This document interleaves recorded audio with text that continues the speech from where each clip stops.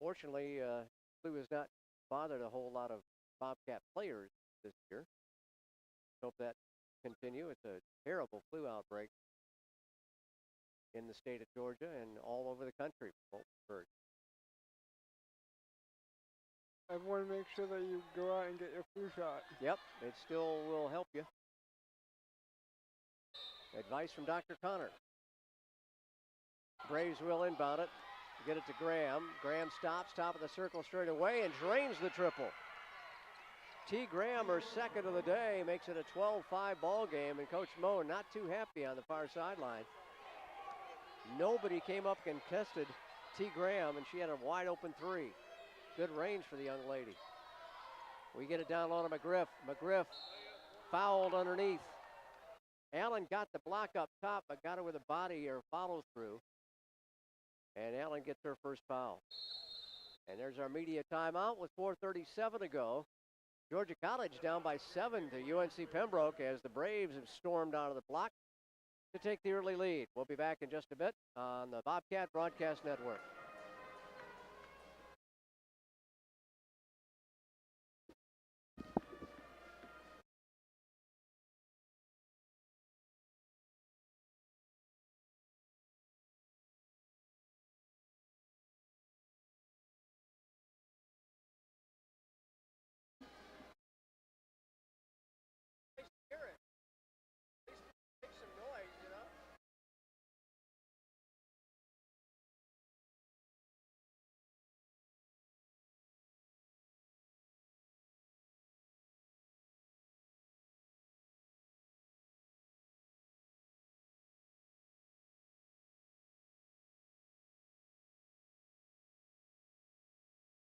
Well, the Georgia College pep band is back with us. It has not been around for a couple of years. Good to have them making some noise during the timeouts here. Hopefully they'll be along for the rest of the season for Georgia College basketball. Not a good start for the Bobcat women right now, Connor. No, it is not. It's 12-5. They're down by 7 in the early going. And Pembroke shooting a little better than they did the last time these two teams met. Aaliyah McGriff will step to the north stripe. She'll shoot a pair. 62% at the line for the senior from Swanee out of Duluth High School. 28 out of 45 for the Bobcats leading scorer at 16 points, 9 rebounds, 4 assists and a block against the Braves back in early January. They'll get Robinson back in the ball game. And she will pick up Allen. Leading scorer is Graham with 8 points as McGriff gets both free throws to fall. Graham with 8 already and 2 for 2 in 3-ball shooting. Now the Bobcats will pick up a little bit of half-court pressure. They get it with a pass across the timeline to Hardy. Bobcats down by 5. Coach Moe has put him back into his zone against the Braves. Jumper away again by Graham off the glass. Called bank on Saturday, and the bank's open. Wow, three-pointers already for her. Give her 11 points of the 15. Top of the circle, McGriff looking low to Tiaja Wright. Can't find her. Now off to Cleveland. Back up top, left side, Bree for 3, and it's no good. Bobcats shooting now 2 of 7 from the game. 3-ball away left side. It won't crack down, and GC gets the rebound. Bobcats down by 8 after Graham has come out of the box. Block's cooking. Here's Tarver driving. Tarver drives and scores. That's what she did to start the ball game against Southwestern. 3 straight drives to get the Bobcats an early lead in that ball game, and maybe that'll help get us back. High right side to Robinson. Now back around the left perimeter to Graham.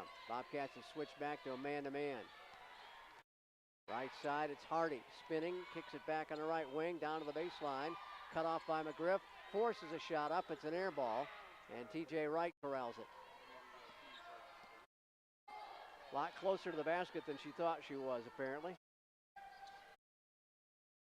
Cleveland goes right wing, loses it off her shin and recovers. Left side, Tarver. Tarver explodes to the hole again. She got bodied up. Count it, and a foul. Tarver just taking charge out there since she came into the ball game. And Hardy gets her first foul.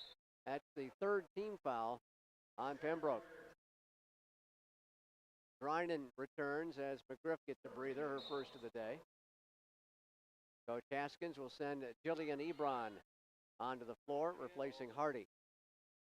Tarver for the three-point play. Again, 22 points on Wednesday against Georgia Southwestern. And the free throw rims off. That brought Tarver's average up above 7 points a ball game. Down to the right block, it's Robinson. Jumper up on no good, too long. They'll clear the board though. Bobcats need a job on the offensive glass. And here is Graham again, and Graham is killing the Bobcats. She has 13 points already. Tarver just back of the free throw line. 16-footer won't go. Wright gets the rebound. She reached over the back to get it. A held ball is called, and the Braves will get it. Check it, the Bobcats get it, I'm sorry.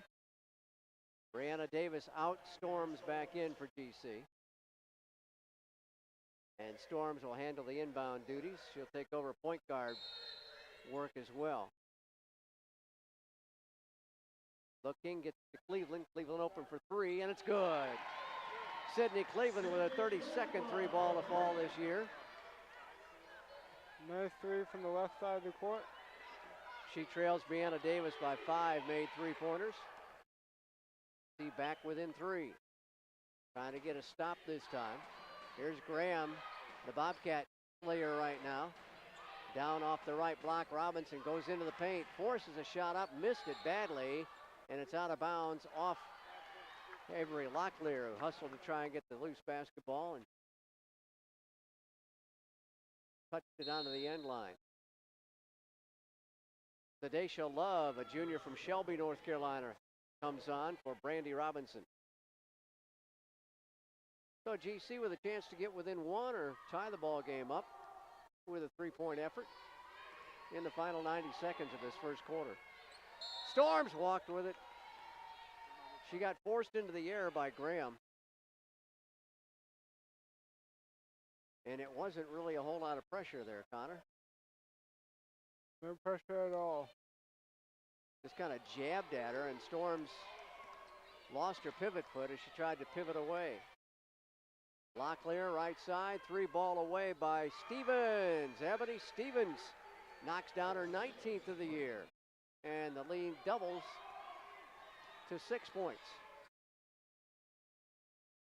Tarver back to Storms, right corner three. Sydney doesn't get it to go.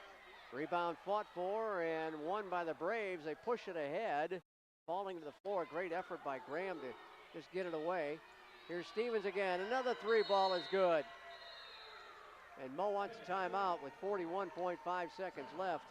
They are killing the Bobcats from long range. Braves seem to be getting all their three-pointers, and Bobcats unfortunately missing their 3 attempts. Stevens did not get a single point against the Bobcats back in January. Missed on all 6 of her field goal attempts. But she's come off the bench here and knocked down her first 2 tries. And the lead up to 9 points. It's probably the biggest of the day for Georgia College. Last previous high was 7 at 12-5. And then 8 points at 15-7. So Coach Mo uses his first time out of the ball game.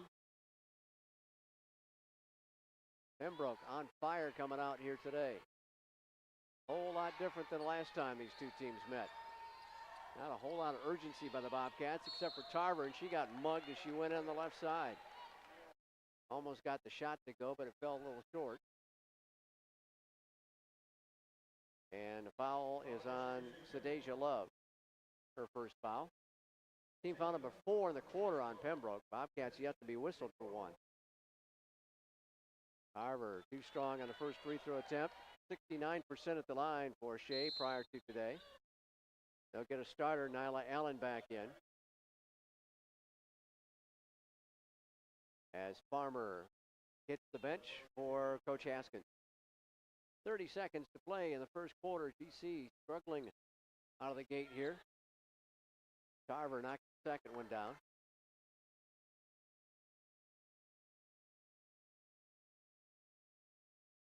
Just a slight difference between the shot clock and the game clock here. They'll hold as long as they can. Hardy out front. Nobody out challenging her. And she'll start things with about 10 seconds to go. Well, it's down to 8 already on the shot clock. Still with a dribble. Get it left side to Allen.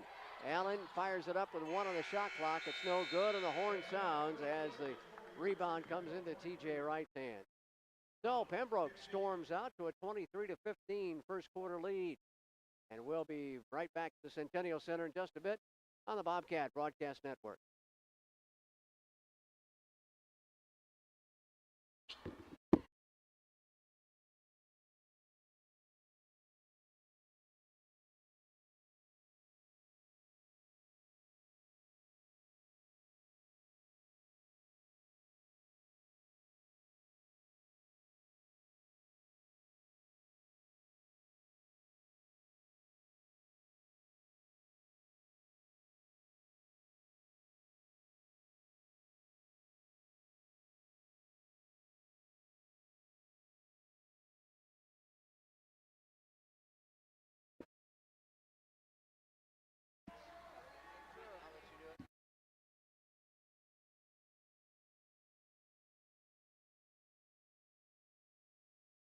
Into quarter number 1 in the women's play, and it's Pembroke shooting extremely well to start this ball game, Connor.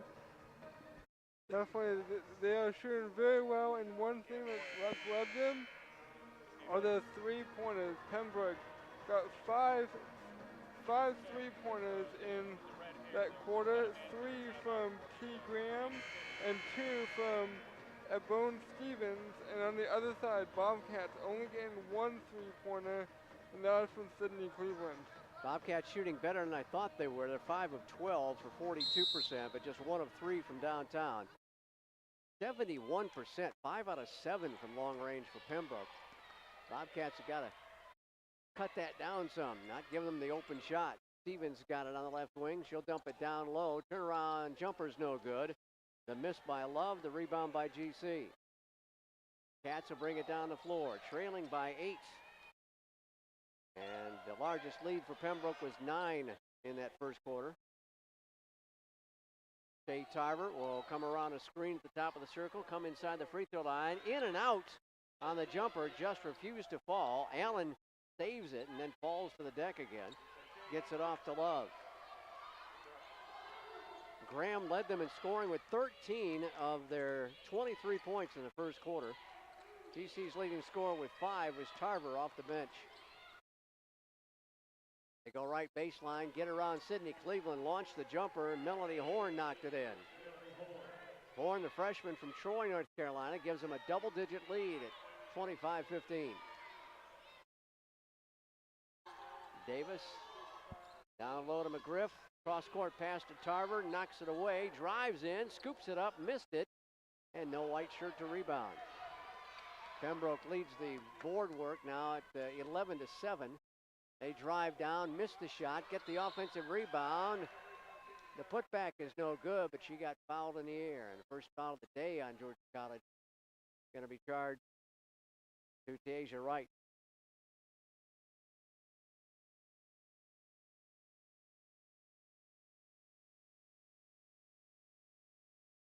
Deja Love from Shelby, North Carolina, 38.5% at the free throw line on the year, 5 out of 13 for the junior, as she makes her 11th game appearance on the season, and game number 19 for the Braves.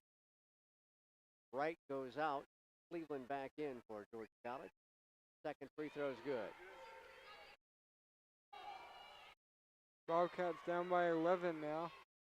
Biggest lead of the game for the Braves. They'll want to stop here again. Bobcats got to get something going. Bree for 3, it rimmed off Another missed three for Georgia College. Drive is by Hardy. Back up top to Horn. Now they get it off to Stevens out between the rings. She comes around a pick. Throws one up there and missed it. Drinan with a box out. Tapped the ball to Brianna Davis. Quickly ahead. Now here's Drinan at the free throw line. Can't get the shot off. Davis thought about a three. Work it back to the right side to Tarver. Tarver back across the circle to the near side. Down low, there's McGriff. Muscles her way in, and she got hammered by Love, and that's 2 on Shadeja. So it's Shadeja Love, the first player with multiple fouls in the day. And he gets McGriff back to the free throw line. Aaliyah averaging over 26 minutes a ball game. He started all the contests for GC. She'll knock in the free throw. Kenyatta Storms returns as Sydney Cleveland gets a breather. And Robinson checked back in for the Braves. McGriff knocked down the second free throw. 4 points on the day for the Bobcat leading scorer.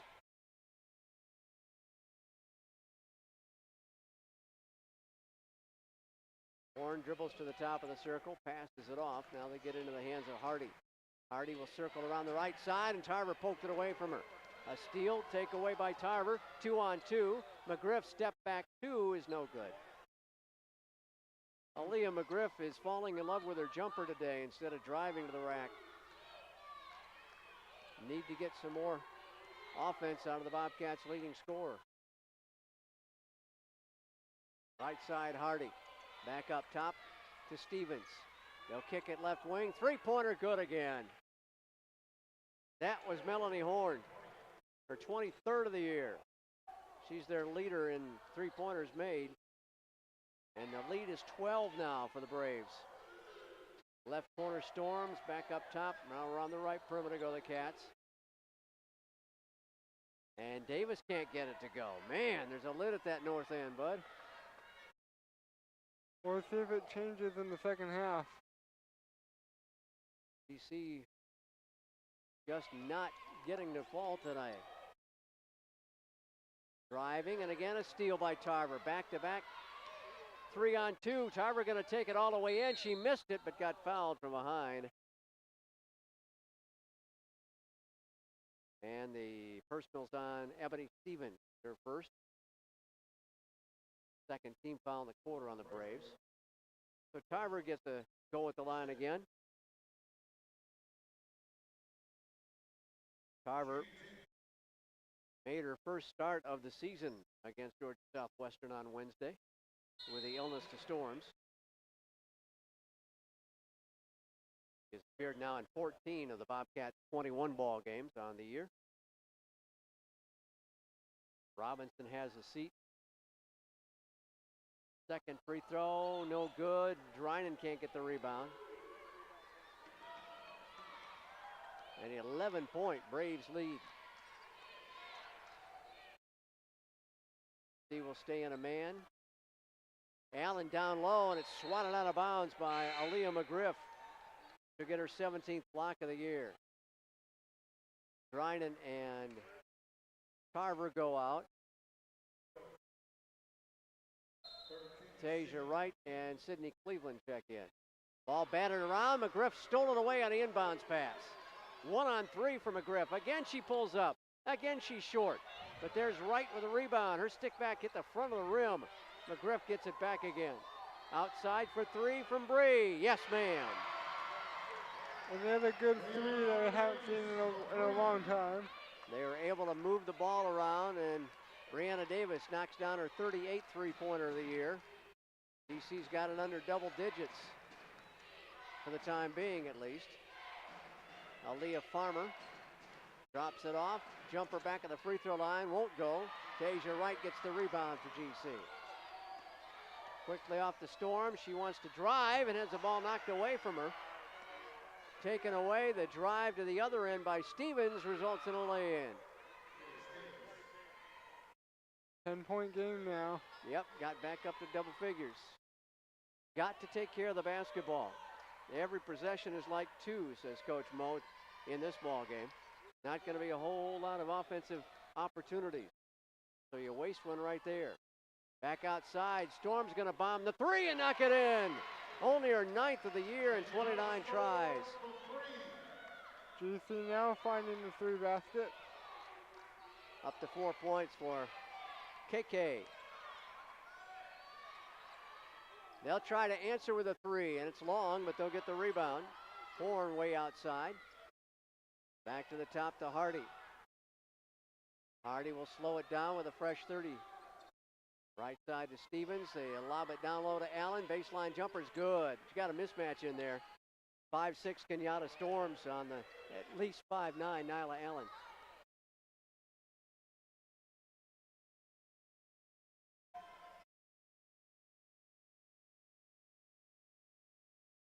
Sydney, right side three.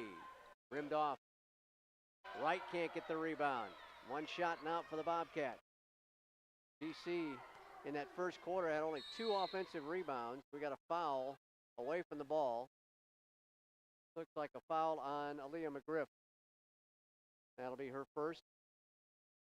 Team's second in the quarter. We got our under 5 media timeout at 33-24. Pembroke on top of Georgia College, and we'll return in just a minute on the Bobcat Broadcast Network.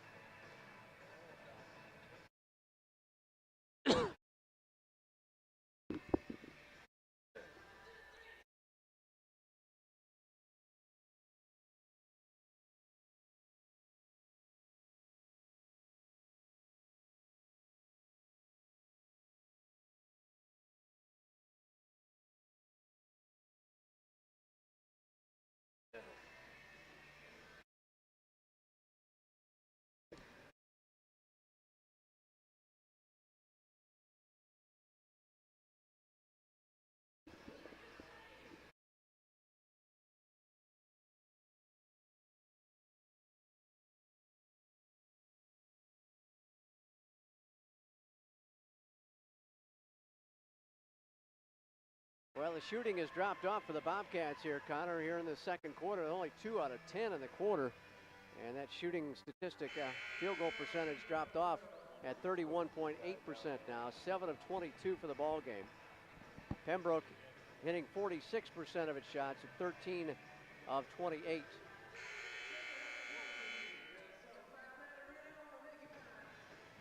At least Graham has been held in check here in the second quarter.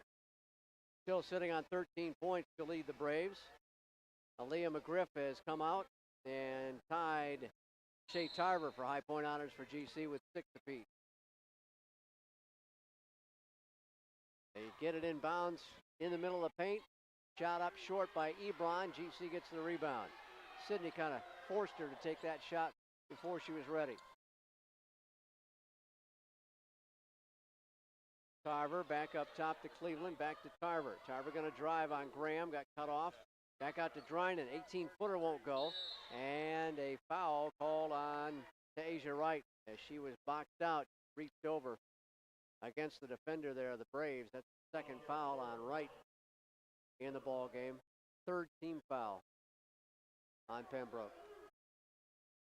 Check it on Georgia College, I'm sorry.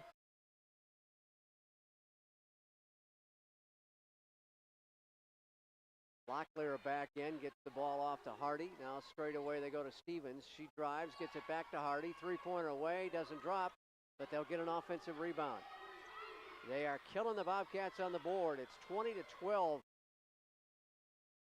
Rebounding-wise, the Braves lead that category.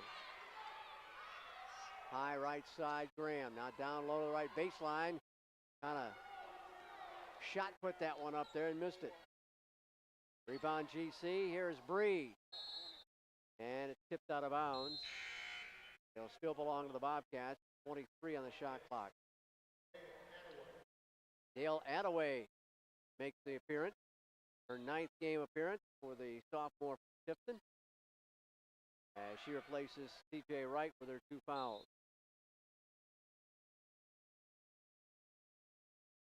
Carver going to drop it out front. Attaway down low to Drinan. Good catch and shoot that time. And Georgia College gets the bucket. Makes it 33-26.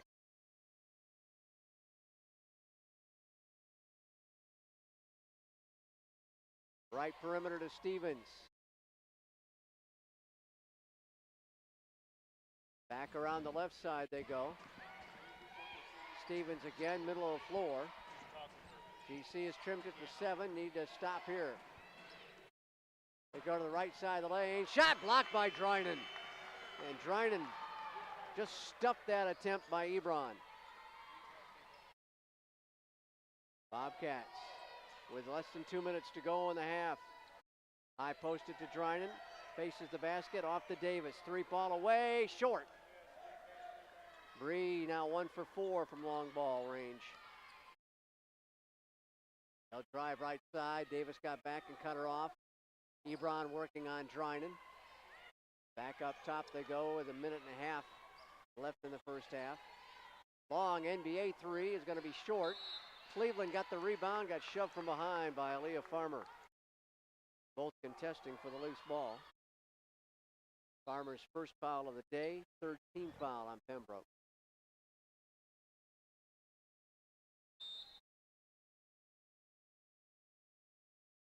Kenyatta Storms is checked back in. Alicia Hardy has returned for the Braves. Under 1.5 minutes, GC trying to battle back here. Carver back straight away to Storms. High posted to Dale Attaway. Lobs it low to Drinan. Drinan up and in with a left hand. Nice left-handed shot there. Drinan gets her second bucket and a foul on GC. Got her for 9 points, Drinan. I guess I was reading the wrong category there. The scoreboard at the south end says 9 for Drinan. Foul on Sydney Cleveland, it's her first foul. 1 minute to play in first half action. Again, a stop necessary here. Left side, they thought about a 3. They'll get it down low, and it's stolen away by Storms. And then she got tied up. Georgia College will maintain possession due to the alternating possession arrow rule. And with under 50 seconds to go, the Cats will have the basketball. Georgia College trailed by 12 points in the second quarter. Back within 5. Dale Attaway holds up top. Left side to Tarver. Left corner 3. Good! Sydney Cleveland. Cuts it within 2. Second 3-ball to fall today for Sid the Kid, the junior from Gainesville. They'll go for almost one last shot. There's about a 1.5 seconds difference between the game clock and shot clock, as you can see. They're content to burn as much time as they can. Now they'll approach with Graham, top of the circle. Left side, 3-ball away with 4 on the shot clock. It's an air ball. It'll fall out of bounds with 3 ticks left in the half. GC can manufacture a play here. Gonna have to go the full length with some pressure defense. Attaway gets it into Tarver. Tarver launches 3-quarter court. It was on target but short. So Pembroke will take just a 2-point lead into the halftime after they had led by 12 with a little over 7 minutes to go in the second quarter. Georgia College with a good comeback there in the final 7 minutes. Definitely a great comeback. Clearly throughout much of the first half, I think the Braves have had the best offense and defense, but Bobcats have come back strong and cut it within 2. GC finally finding their energy level, I think. They were really sluggish at the start of this ball game, it seemed like. So hopefully they'll remember that as the start of the third quarter will begin in a few minutes. We'll get the Sassy Cats to entertain us. We got some statistics coming our way soon. Yeah, we'll get them in just a second. We'll pass them along, and then we'll take a break here as Georgia College trails by 2 at halftime at 33-31 to the Braves of UNC Pembroke. Thanks, Mr. Weston. I'll let you run through some of the numbers. Well, let's start with the field goal shooting in the first half. We had the Braves at 38.2%, and we had the Bobcats at 34.5%. Looking at three-pointers, which the Bobcats missed a lot of their threes early on, but then got some later in the half.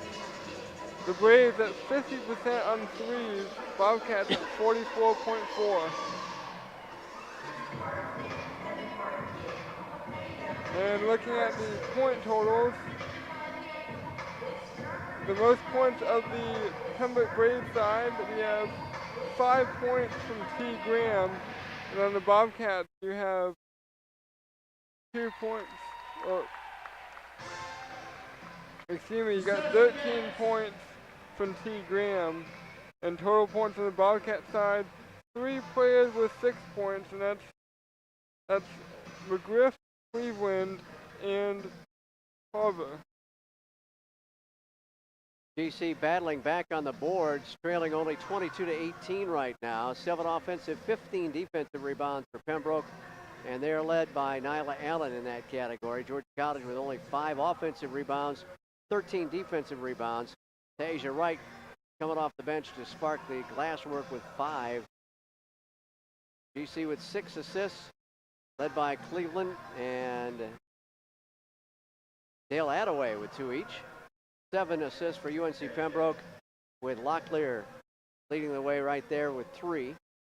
Bobcats had 3 blocks, 1 apiece for McGriff, for Drinan and Tarver. So Drinan only credited with 1 block in that first half. 1 block by Farmer for UNC Pembroke. Bobcats had 5 steals, Pembroke with 2. Bobcats winning the points in the paint at 10-6.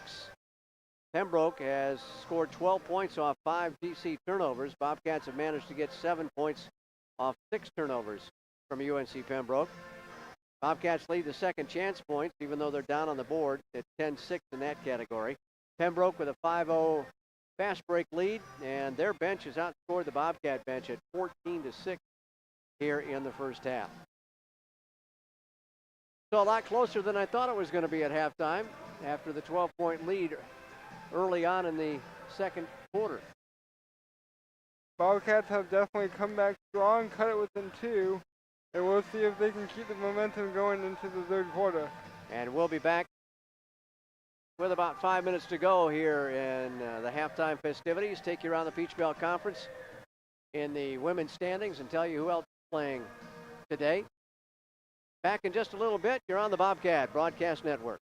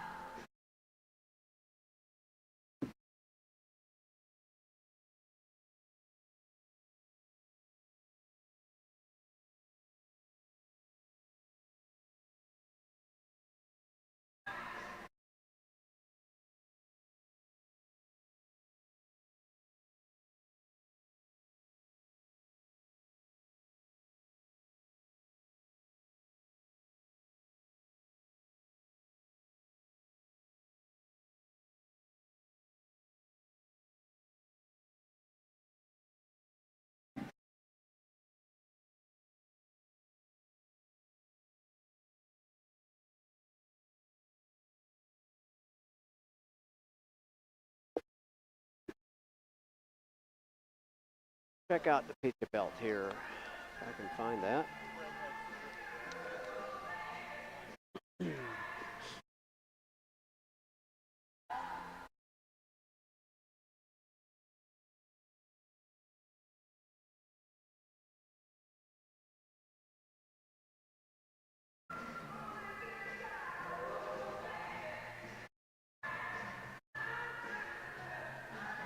Back inside Centennial with you as the Bobcat women need to have a strong third quarter. They really had a tough first quarter, trailed 23-15, down by 12 with 3 minutes, not quite 3 minutes gone by in the second quarter, but came back and made a ball game out of it. And Georgia College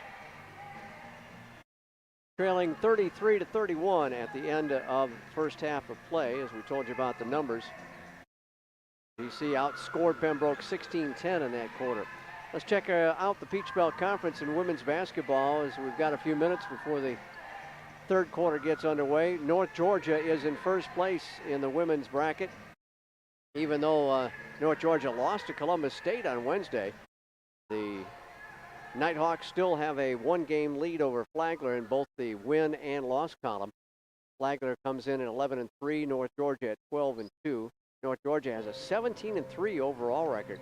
Flagler's at 13-5.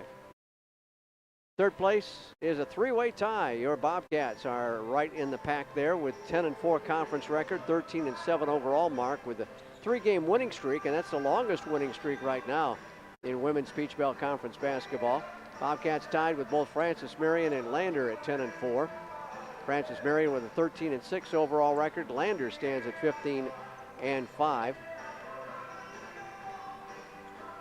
As they knocked off this Pembroke team on Tuesday, 83-69. I believe I said earlier it was a Wednesday game, but Pembroke played on Tuesday night.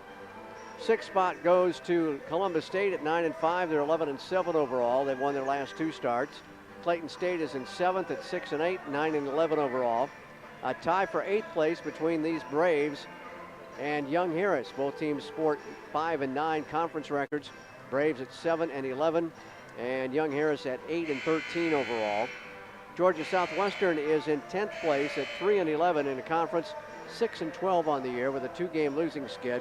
Aiken has also lost two in a row, as the Pacers are in 11th place at 2-12, 5-15 overall. And Augusta brings up the rear. They are 1-13 and 3-15 overall. They have the longest losing streak of anybody in the Peach Belt right now. They've lost 12 games in a row. Remember, the top 8 teams will be moving on to the Peach Belt Conference Tournament.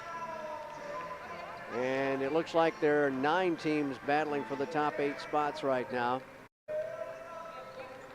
with probably Georgia Southwestern, Aiken, and Augusta all eliminated at this point. There's still 8 games to go in the Peach Belt, but I mean, if you only have 1, 2, or 3 ball games in the conference, Connor, it's going to be tough to try and make the tournament field. It would be interesting if the season ended today, because they would have to figure out a way to break that 3, 4, and 5 seed with Georgia College, Lander, and Francis Marion all tied up. Exactly. And I'll let the folks in the conference office determine those, because those tiebreakers get very confusing. The only good thing now is you do play each other 2 times, but maybe that's a bad thing, because you could split and then it reverts back down to other ball games that go on. Top 4 seeds will host a first round tournament game, so the Bobcat women would love to have that here at Centennial and see if they get a chance to host when we roll around to the end of February, 1st of March.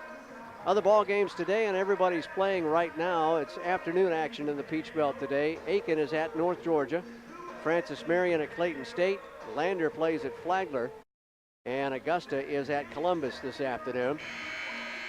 And starting tomorrow, it'll be Young Harris on the road at Georgia Southwestern for a Sunday ball game. That may be a makeup of the game that was snowed out in January. And coming up Wednesday, the Bobcats will hit the road. They'll play at Clayton State.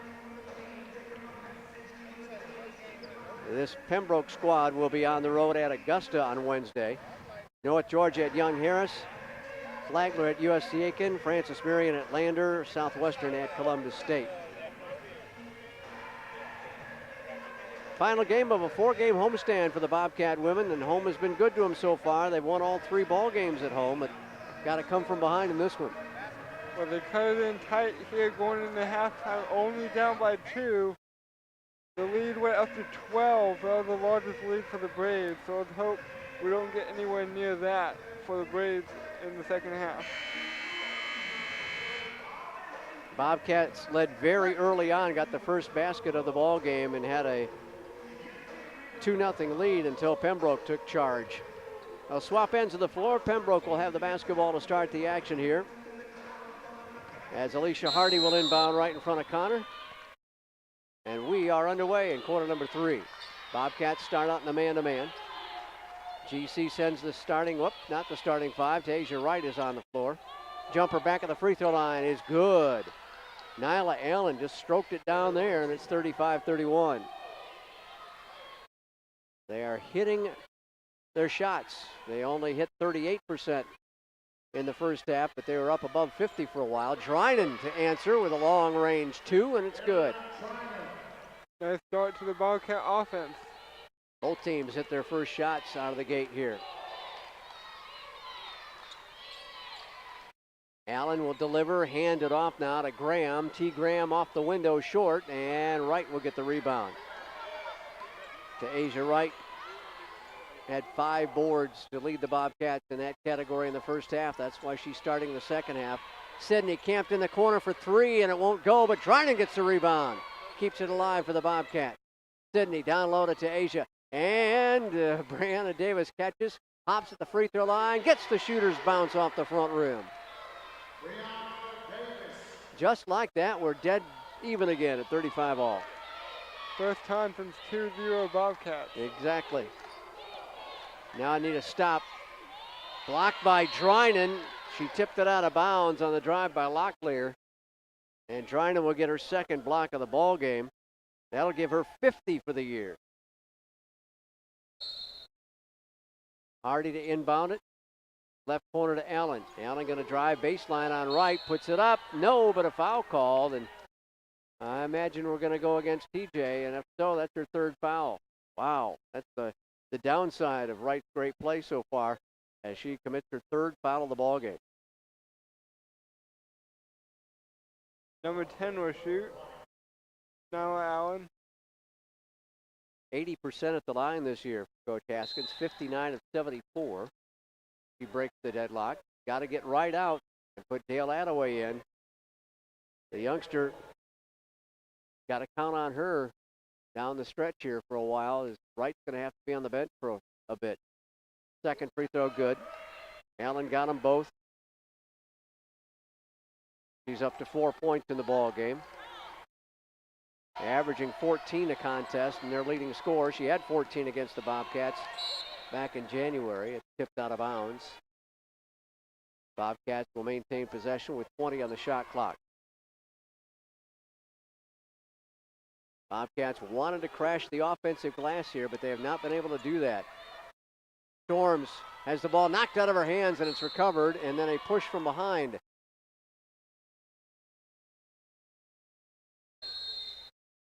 And a foul on Dale Attaway. Attaway gets her first foul. Second team foul in the quarter on GC. Tarver comes in for Georgia College.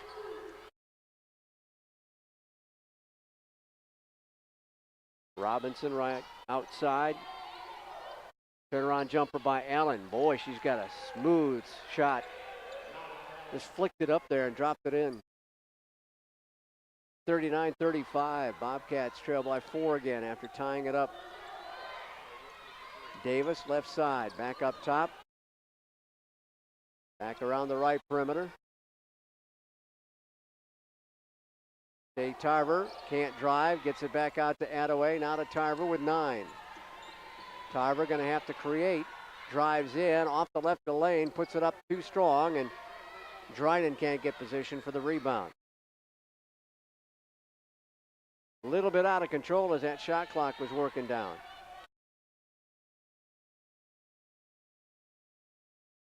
Robinson off to the left side to Hardy.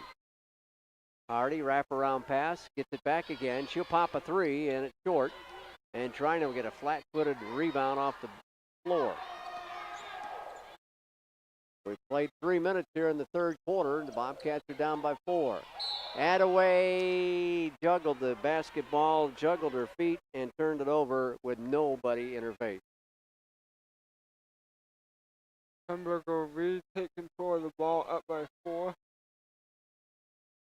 6:54 to go in the third. T. Graham walks it up the midcourt. Looks over to Coach John Haskins for the play call. John, of course, his 14th year as the women's coach. Before that, he was the men's coach at UNC Pembroke for many years. He's been around Pembroke forever, it seems like. Jumper away by Locklear didn't go. Looked like she got fouled after the shot, but no whistle. GC gets the board. Here's Tarver driving right of the lane. She puts it up, and it's wild. And a rebound taken by Allen. Allen leads a breakdown, 3-on-3. The layup, no good, but a blocking foul on Georgia College. And Dale Attaway got in the way and commits her second foul. Dale just could not quite get there quickly enough to set up to take a charge. Graham misses her first effort, 65% free throw shooter on the year. Stevens comes onto the floor for the ladies in black, replacing Locklear. Second free throw is no good. So the Bobcats got away with a foul there. Still down by 4. Brianna Davis out front. Back to the top of the circle, left side. Get it down low to Attaway. Skies and scores. Good ball movement that time by the Bobcats. And good recognition from Sydney Cleveland to see Attaway open. Cut it within 2. 5:50 to go. Sydney averages 3 assists a ball game. Not bad for a forward. Into the right corner. 3 ball up and down the well for Stevens. Good shot from the right side. Ebony hits her third three-pointer of the ball game. Give her 21 for the year. And the lead still 5. Or back to 5, I should say. Wrap around to Drinan. Long jumper. Won't go. No white shirts to rebound. Graham will bring it up the floor. Almost midway through the third quarter. Screen out top. Jumper third left corner. Again it's Stevens. And Ebony from Kernersville, North Carolina, is hammering the Cats. The lead balloons to 8. They've gone on a 10-2 run here since it was tied at 35. Cleveland left corner. Looking for Drinan low, can't find her, gets it off to Tarver. Tarver back to Cleveland. Her 3 ball is no good. Went around twice, and then she commits a foul. Scrambling for the offensive rebound and knocked her down. We've got our timeout on the floor at 4:39 to go in the third quarter. Pembroke on top by 8, 45-37. We'll be back in just a bit on the Bobcat Broadcast Network.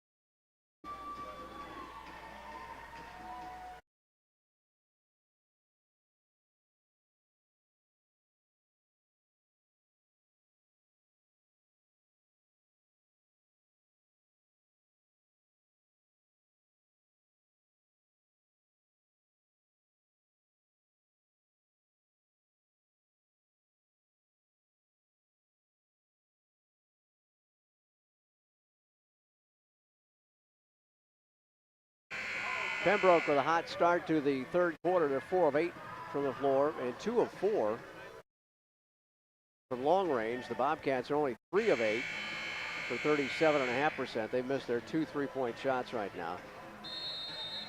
And Pembroke stretching out its lead in rebounding as well, Connor, at 45-37. I'm sorry, make it 28-23. I was looking at the wrong stat sheet there. That score is 45-37.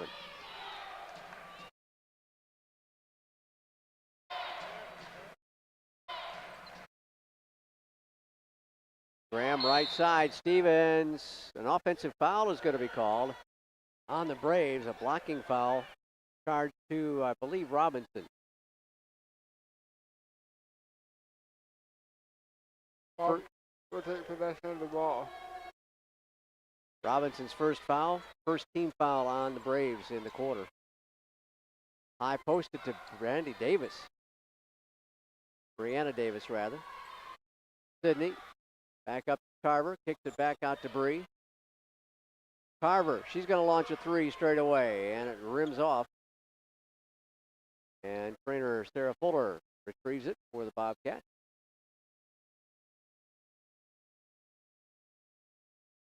Not a good possession there for the Bobcat women, as Tarver's not known for three-point shooting. Davis stripped it away. They got it back again. Did she walk? Yes, she did. Allen, in her eagerness to get to the basket, took an extra step as she spun around the defender. GC has not been able to exploit anything inside, and we're taking long shots and missing them. And that's kind of the story of this ball game to this point, as Cleveland missed a triple.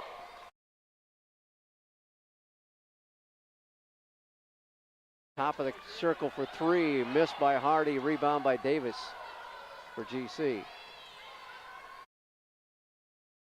Storms to Davis. Left side to Storms, down low. Cleveland going to post up. Now they kick it back out. Davis for a long two and got it. Brianna Davis gets her first bucket of the second half and gives her 7 points.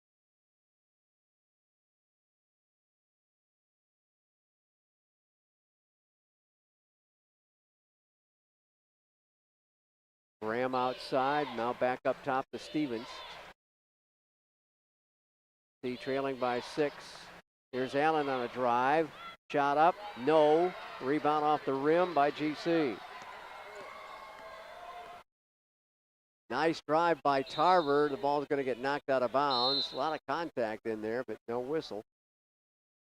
And GC will have the ball with 23 on the shot clock. They'll get Farmer back in for Robinson. GC gets it into Dryden. Easy one-touch pass and an easy bucket for the Bobcats. Nice in and up and down for the point. Aaron in double figures. First Bobcat to get to double figures on the day with 10. Here's Graham. Back off the left side of the lane to Allen. Allen working on Cleveland. Turnaround jumper's good. She was able to spin away from the defense and hang just enough to get the shot off and drop it in.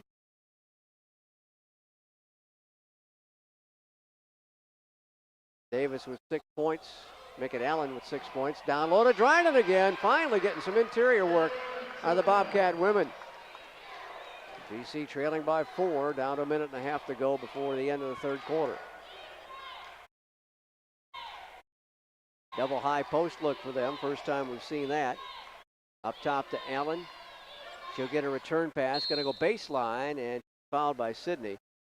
Sidney bodied her up to try and prevent her from driving and caught her with the hip, and 3 fouls on Sidney Cleveland. And GC with its 5th team foul. So you got both Wright and Cleveland, 2 starters. Check it, 1 starter in foul trouble, 1 big bench player in foul trouble, and Cleveland's got to go out with Dale Attaway taking her place. Locklear returns for Graham for the Braves. Second one is good.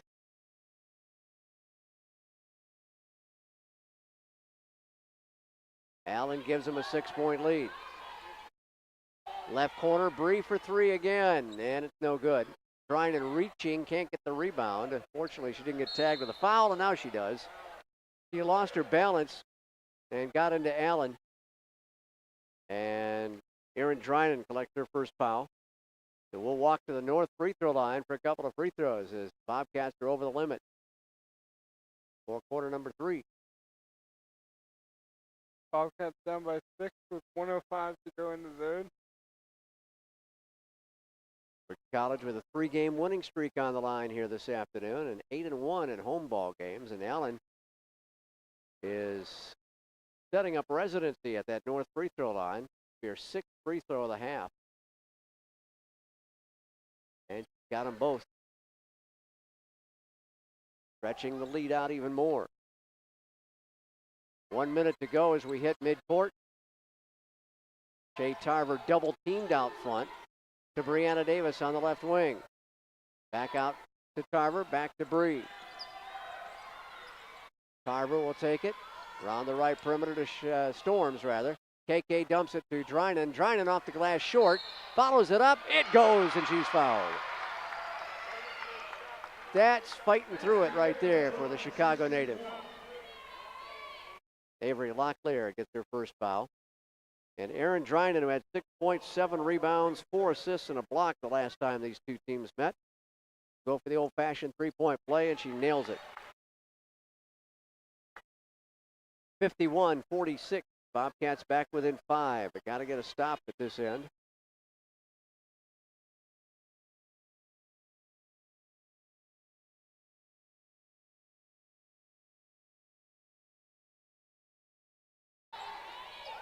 Into the paint, kick it out left side. Shot won't go. Storms, the smallest lady out there, gets it.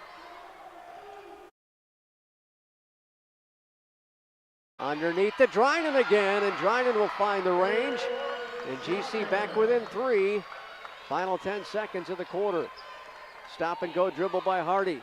Into the right corner. 3-pointer by Stevens. Buries it as the horn goes off, and Moe hanging his head on the far sideline. Stevens with their 5th 3-pointer of the ball game. Gives them a 54-48 lead at the end of 3 quarters of play. Back to Centennial in just a bit on the Bobcat Broadcast Network.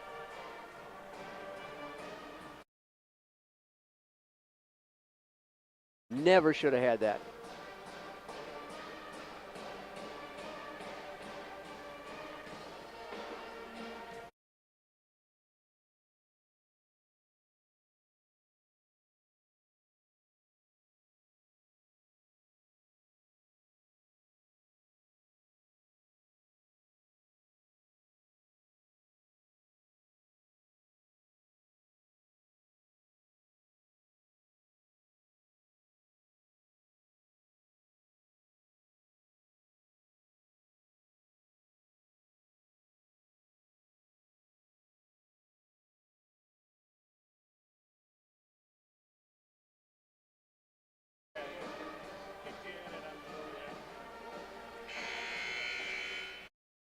Well, what do the numbers look like after 3 quarters of play, Connor?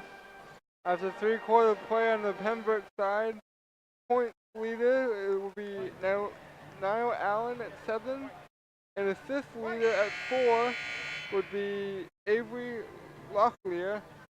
On the Bobcat side, your points leader with 8 points is Erin Drynan, and the assist leader will go to, with 4 assists, will go to Sydney Cleveland.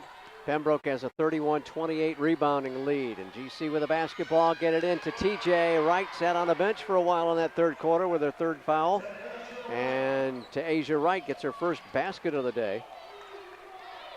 GC within 4. Locklear dribbles across the top of the circle, kick it right side, Stevens again for 3, and she found it again. That's her 6th 3-pointer of the ball game. Give her 19, make it 20 points in the contest. Wow. She came in averaging only 4 points a ball game. Down low to Wright, juggles, gets it back out top to Storms. Right corner to Cleveland. Back around the left perimeter go the Cats. Trailing by 7. Get it to Wright off the left block. Cross-court pass, broken up, stolen by Graham. Going for a snowbird layup on the left side. Got it. Bobcats with the turnover, their 8th of the ball game. GC now down by 9. Under 9 to go. Storm's going to launch a 3, and it's good. She called bank again. And Mo wants a timeout. Kenyatta Storms with her 9th three-pointer made. Let's double check that. That's her 2nd of the day, so she's up to 10 for the year. And the first charge timeout becomes a full timeout. Well, Storm's trying to get us back in it here, Connor. Storms and the Bobcats trying to pick up some late momentum. They got 8:46 to make up, get 7 points here to get the lead. So Georgia College battling here as Storms just hit the 5th three-pointer of the day for Bobcats, but they've been outscored by three-pointers by Stevens all alone, as she has 6 of their 10 three-point shots made. And you harken back to the first time these two teams met. Pembroke only hit 2 of 26 three-point shots in their own gym. And right now they're 10 out of 19 here. It's incredible. It's like they go from 2017 to 2018, and it's like a whole new team. So the Bobcats are going to have to make a stop here to try to get back in it. The defense has not really materialized today. They haven't challenged those three-point shots as well as they usually do. Storms, McGriff, Davis, Drinan, and Cleveland on the floor for the ladies for GC. And the Pembroke Braves will put Allen and Graham out there along with Stevens. Why not? She's got the hot hand. Love comes off the bench during the timeout. And Locklear is in there as well. They get it up to Love, and Love has the ball knocked away. GC will recover. That was the stop the Bobcats needed. See if they can capitalize on the offensive end. Davis has her pass knocked into the Bobcat bench by Locklear. GC maintains possession, 15, make it 16 on the shot clock. Storms catches between the circles. McGriff try to get something going. She's been very quiet today. Down low, puts it up too strong off the glass. And a rebound taken out by Locklear. Aaliyah McGriff, only 15 minutes in this ball game and has just 6 points. 1 for 6 shooting now. They'll dump it down low to Allen. Turns to face the basket on the baseline and missed it. Drinan with the board. And now GC throws it away. 9th rebound for Drinan, by the way. She's approaching double figures in that category, and a double-double on the day. GC takes it away again. Looks like the finish to the men's game on Wednesday. Ball bouncing back and forth and off a lot of hands. Cleveland into the left corner. Down low to McGriff. Spins against Allen. Puts it up. Missed it again. And Love with a rebound. And you can see the frustration on McGriff's face. They're taking her a little bit out of her comfort zone and really challenging McGriff with the shot. Ball thrown away. Love can't find a teammate down low. We get it ahead to McGriff. McGriff tried to shovel it off to Drinan, who wasn't looking for it. Now McGriff will get it back again. Off the glass too high once more. And Locklear will scramble with a rebound.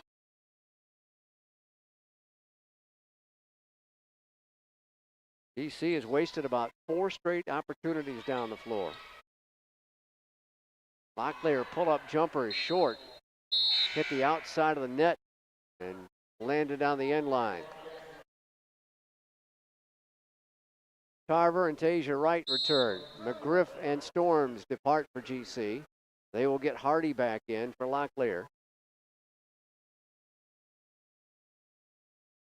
Bobcats got to feel fortunate, Connor, that they're still only down by 6 after this stretch of poor play by both teams.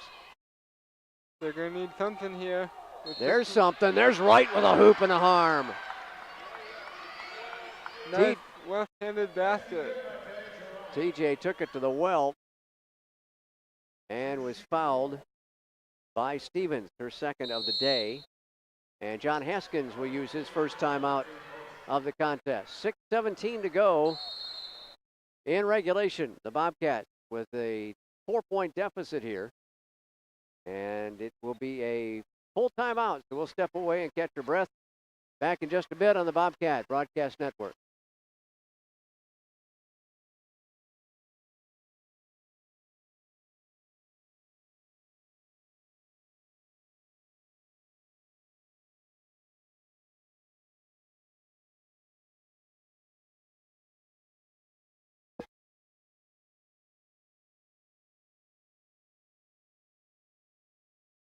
Okay. Well, 6 minutes.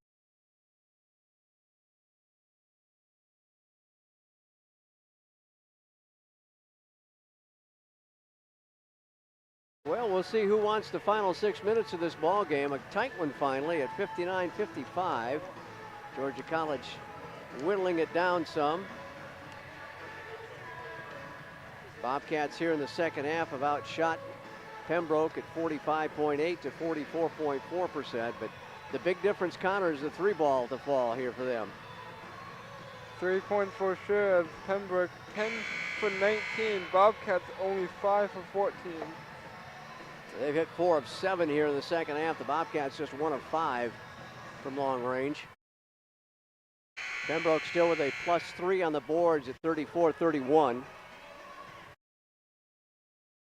Dryden now in double digits in both scoring and rebounding, so a double-double for the junior from Chicago and Moraine Valley Community College.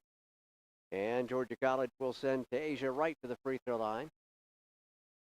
It is up, and the follow-up is no good. Cleveland taps the ball, and Wright recovers it. Wright back to Cleveland. Left corner 3. Yes, ma'am. And GC back within 1. That's what we needed. Sydney hits her third 3-ball of the day. She's got 9 points, all on 3-pointers. Now the Bobcats need a stop. Stevens out front. Up top to Robinson. They'll high post it. Allen turns to face the basket, tries to drive on Wright. Cut off. Oh, she double dribbled. She forgot she had picked up her dribble. Maybe she thought some contact and knocked the ball away, but not to be. And Georgia College with a chance to take its first lead in a long time since the start of the ball game. We tied it up at 35 in the third quarter. Sid for 3. Nope.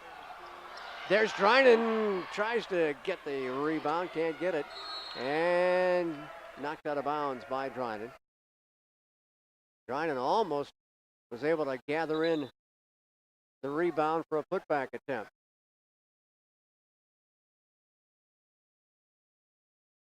So Pembroke staved off a possession by the Bobcats where they had a chance to take the lead. Instead, Pembroke with a chance to advance its 1-point lead.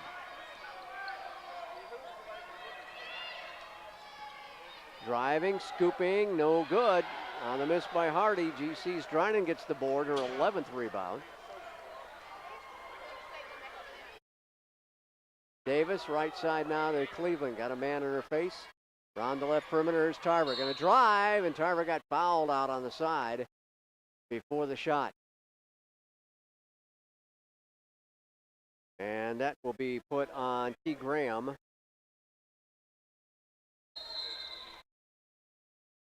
Scoreboard says they've got only 1 foul on Graham, but that's 2 on her.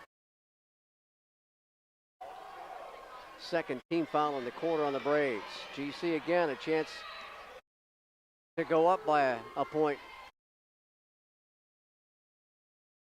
Back up top to Tarver. Tarver with a screen. Can't use it.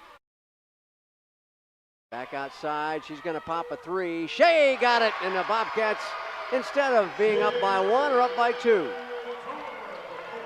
First lead since the first quarter when it was 2-0 Bobcats. Shea hits her first 3 ball in 2 tries today. Down low, it's Allen, jumper up and good. She got a kind roll off the rim. For Tarver, that's her 7th 3-pointer made on the year in 22 tries. 4 minutes left, we're tied at 61. And Tarver almost has the ball stolen away. Shea way outside on the left arc. Straight away to Davis. Davis comes in and she walked with it. Little hop step trying to get around Stevens, who peeled off of Drinan. So the Cats give it up on the turnover. That'll be the 10th turnover of the ball game on GC unofficially. Hardy holds, now back up top to Allen. Off to Graham. Graham drives to the right side, got cut off by Tarver. Back out to Allen. Allen will drive and she'll lay it in. Allen up to 14 points in the ball game now. That matches the amount she had against us and her scoring average as well. TJ trying to get around the defender. Robinson missed it, got it, stuck it back up there and missed it again. Drinan saves it. Back out front. 3 minutes to go. GC down by a deuce. Tarver accelerates, left side of the lane and one. She hung in the air and got the contact. The ball fell for her and the Bobcats have tied it up. Amazing basket there off the right hand. 63-63. Hardy gets her 2nd foul, 3rd team foul on the Braves this quarter. Tarver for the follow-up. It's no good. Drinan got it, sticks it home. Offensive board and a bucket as well for Aaron Drinan. Drinan up to 19 points, and John Haskins wants a timeout. Bobcats with a 2-point cushion and 2:42 left in this one. And we'll stay here since it's a 30-second charge to Coach Haskins.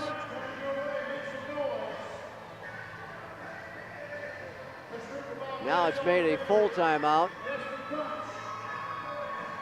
as it's been declared crunch time at Centennial. Oh, that's just not right. Jimmy Wilson got himself a crunch bar.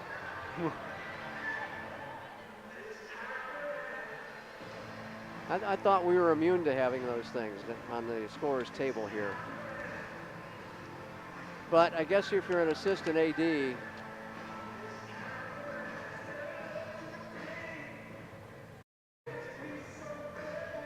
so the Bobcats battling back here, Connor, getting the lead once again, now that they can hold on to it. That's going to be the tricky part. It seems like whenever the Bobcats do get that 2-point lead, it just goes away. Last time that was the case as Pembroke stormed down the floor and tied it up.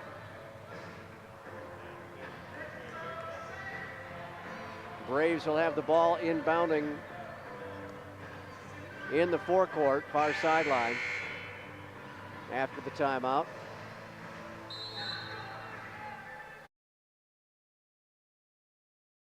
Graham will try to do something about the 2-point deficit. She gets it off to Stevens. Back up top to Allen. Allen off to Graham. Back to Allen down the left baseline. Got cut off by TJ. Fights her way up there, and it's out of bounds off GC. Great defensive effort there by Wright to prevent Allen from even getting a decent shot off. Shot clock at 8 for them. They'll get it off to Allen on the right wing, and a basket and a foul. Allen fought through, got past Drinan, who reached back and fouled her on the shoulder. Aaron Drinan with her 2nd foul. First charge for the Bobcats here in the quarter. That may come up big. You have to get to 5 for a bonus each quarter. And Allen with a follow-up free throw and an 80% shooter at the stripe, and she knocks it down to give them the 1-point cushion. So Allen gets the 3 points the old-fashioned way. GC trailing by a point at the house. Wright off to Davis. Back to Wright, back at the free throw line. Driving past Allen and scores. Might have gotten away with a little shuffle step there. But a good move by TJ gives her 6 points. 1 point GC lead. Stevens way outside on the right. Back up top to Hardy. Hardy, right side to Robinson. Takes it to Drinan, and it's no good, and Drinan gets a rebound. Forced her to take a shot she wasn't comfortable with. 90 seconds to go. GC trying to hold on to win its 4th in a row and stay at least in a three-way tie in 3rd place. Shot up, no good, and a foul over the back. TJ got a little over the line there to try and get the rebound. That will be her 4th. Team foul number 2 on GC. So Wright got a little over-eager trying to get the miss. Bobcats still find themselves up by 1. 1:20 left in regulation. Graham will bring it into the front court. Gets it off now to Stevens. Back middle of the floor to Allen. To Hardy now. Now here's Allen. She'll take a long 2 and drain it and give them a 2-point lead. Allen's eating us up. 19 points in the ball game for her. 1 minute to go. The Cats are down by 1.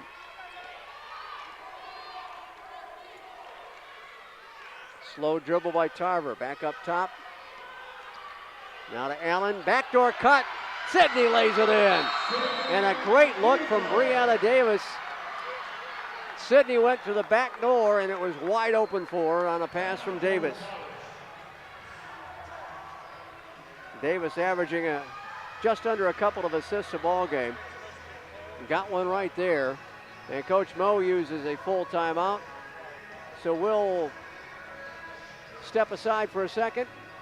Bobcats by 1. Hang in there with us. This is the Bobcat Broadcast Network.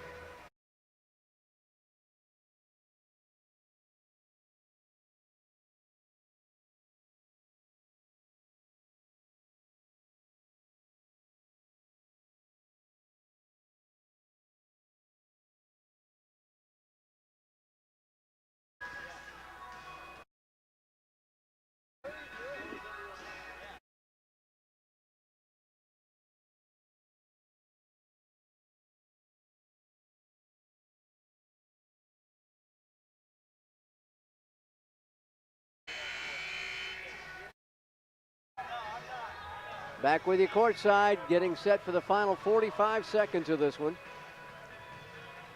GC has a couple of fouls to give if they need them. Wright, Davis, Cleveland, Tarver, and Drinan on the floor for the ladies.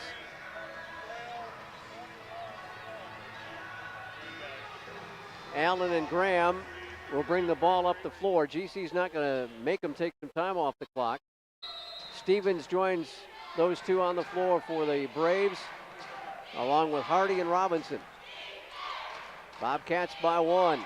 Left side, Allen gonna drive, got cut off, spins toward the paint, taken away by TJ Wright. Oh, what a big defensive play, and a foul in the backcourt. That's their last to give before the bonus. And now, with 30.7 seconds left, we can almost work out the clock if needed. Shot clock will have a fresh 30, so 7/10 of a second separating the shot clock, game clock. Davis looks to trigger it in, and she threw it away. No, we've got a foul called. A holding foul on Pembroke.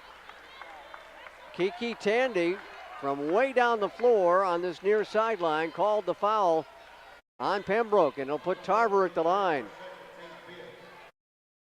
Charge the foul on Graham. That'll be 3 on her.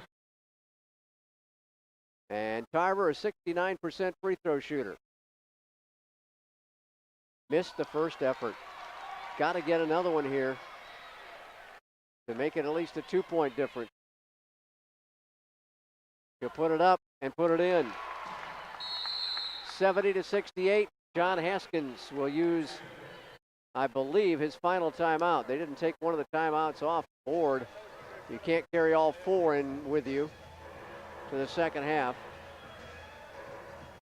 So Coach Haskins trying to design a play here with his team down by 2. Do they go for the three-point shot to win it? Do they go for the 2 to tie it? It's a hard decision, but going with how they've played so far today, I say they go for the 3. Because it seems like they've been very good in hitting those three-pointers. And you know the way they had the lead earlier at 12, they don't want to go to overtime. Well, these two teams did go to overtime up in Pembroke, North Carolina back on January 6th, and the Bobcats prevailed by a point thanks to a couple of free throws by Tasia Wright with 13 seconds to play. Braves will inbound it by their bench in the forecourt. 30.2 seconds left. Hardy triggers it in, gets it to Allen, and she threw it away.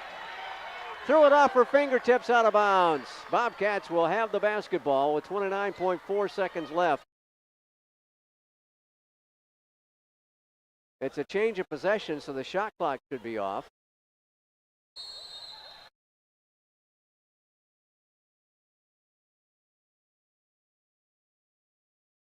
And did Mo call the timeout? That's the question here. Anthony, he had requested it. Anthony Jefferson signals the timeout, I believe. And yes, the shot clock has been turned off. So the final charge timeout to the Bobcats. And GC, imagine, will be fouled as quickly as they can. Now they have changed the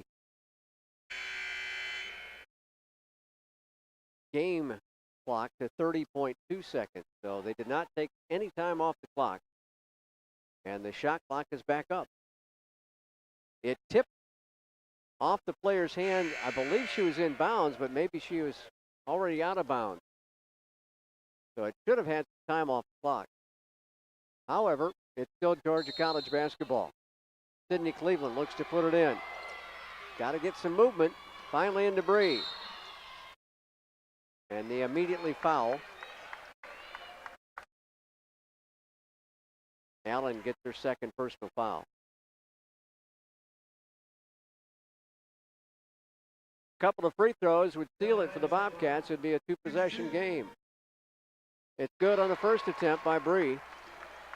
Davis 67% at the line this season. Out of Rockford, Illinois, former All-American at Rock Valley College. Second one's no good. They get the rebound.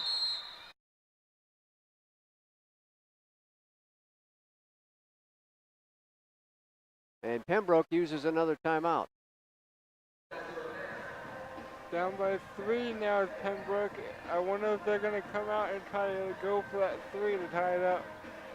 Well, they're going to need to do that or get a basket and a foul to tie it up. Davis missing the second free throw, which would have just about sealed it for the Bobcats. It had been a 2-possession game with under 30 seconds to go. But Bree didn't get that free throw to fall. And now it's just a 3-point GC lead. They're going to get something, another score to prevent Pembroke from getting that three-pointer. Anything can happen here with 28.2 to go in regulation. If they design the three-point play, I imagine they're going to try to get it for Stevens. She was the hot hand for them at 6 out of 7 from downtown. 28.2 to go. Hardy looks to inbound it. And a foul. That took a full second off the clock on the foul on Carver, her first of the game. Team foul number 3. The Bobcats have one more foul to give before the bonus. Hardy looks to get it in and then fouled again. And that took a second and a 10th off. So that's the last foul for the Bobcats before the Braves can shoot free throws. 26.1 seconds left. They'll get it into Allen. She launches the triple. It's an air ball. They'll get it back again to Robinson with 21 seconds to go. And they'll throw it away. TJ Wright has grabbed it midcourt. And with 17 seconds to go, Wright is fouled at midcourt. Now the question is it intentional? They'll just call it a common foul. Third on Allen. And 2 free throws for Tasia Wright. need to hit one of them here. Spins, big deep bend, puts it up, and it's no good. And she pounds at the ball. She looks back at her teammates. She's the only one in white in the front court. Second one, got it. 4-point game with 17 seconds to go. And it's stolen away in the backcourt. Tarver wanted just to make them use some time off the clock. Instead, she got knocked to the deck, where she fell to the deck and got fouled by Graham as she dove in for the basketball. And Graham gets her 4th foul. Bobcats can steal the deal here. 2 more free throws will do it for Shea Tarver, a 69% shooter. The transfer from Howard University knocks it in. A 5-point GC lead. Second one coming for the junior from Covington. It's no good off the rim. Robinson with a rebound, and she walked with it.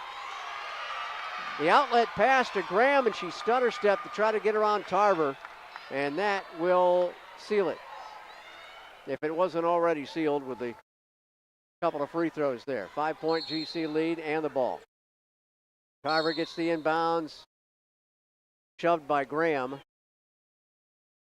and that's her 5th foul. So T. Graham fouls out with 17 points. She had 19 against the Bobcats in the first matchup. Bobcats getting a gift of free throws here with less than 20 seconds to go in regulation. Tarver again goes to the free throw line as Locklear checks in for Graham.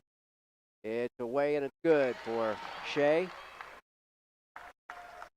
Biology major here at GC, averaging 7 points. She had 6 points and a rebound against them in the first go-round. She's up to 15 points in the ball game now. With 8 seconds to go, GC's going to win it and stretch the streak to 4 in a row. Down low to Robinson. She'll lay it in with 2.4 to go. 75-70. Bobcats will inbound it.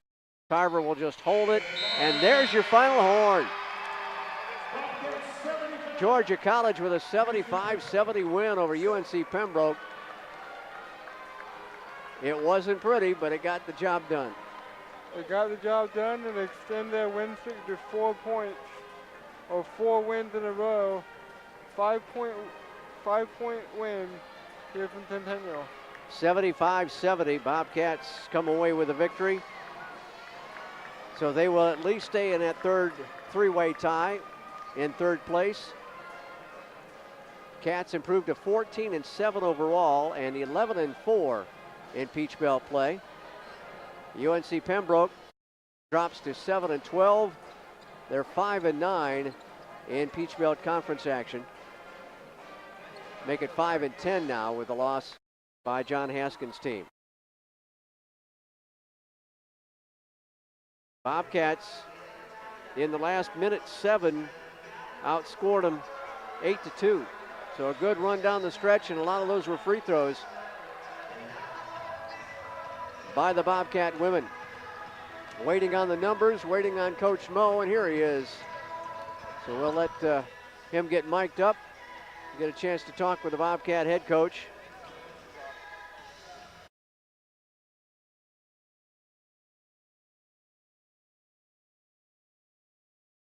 Well, Maurice, we may not have deserved to win that one, but we got the win. Well, Peach Belt basketball at its finest.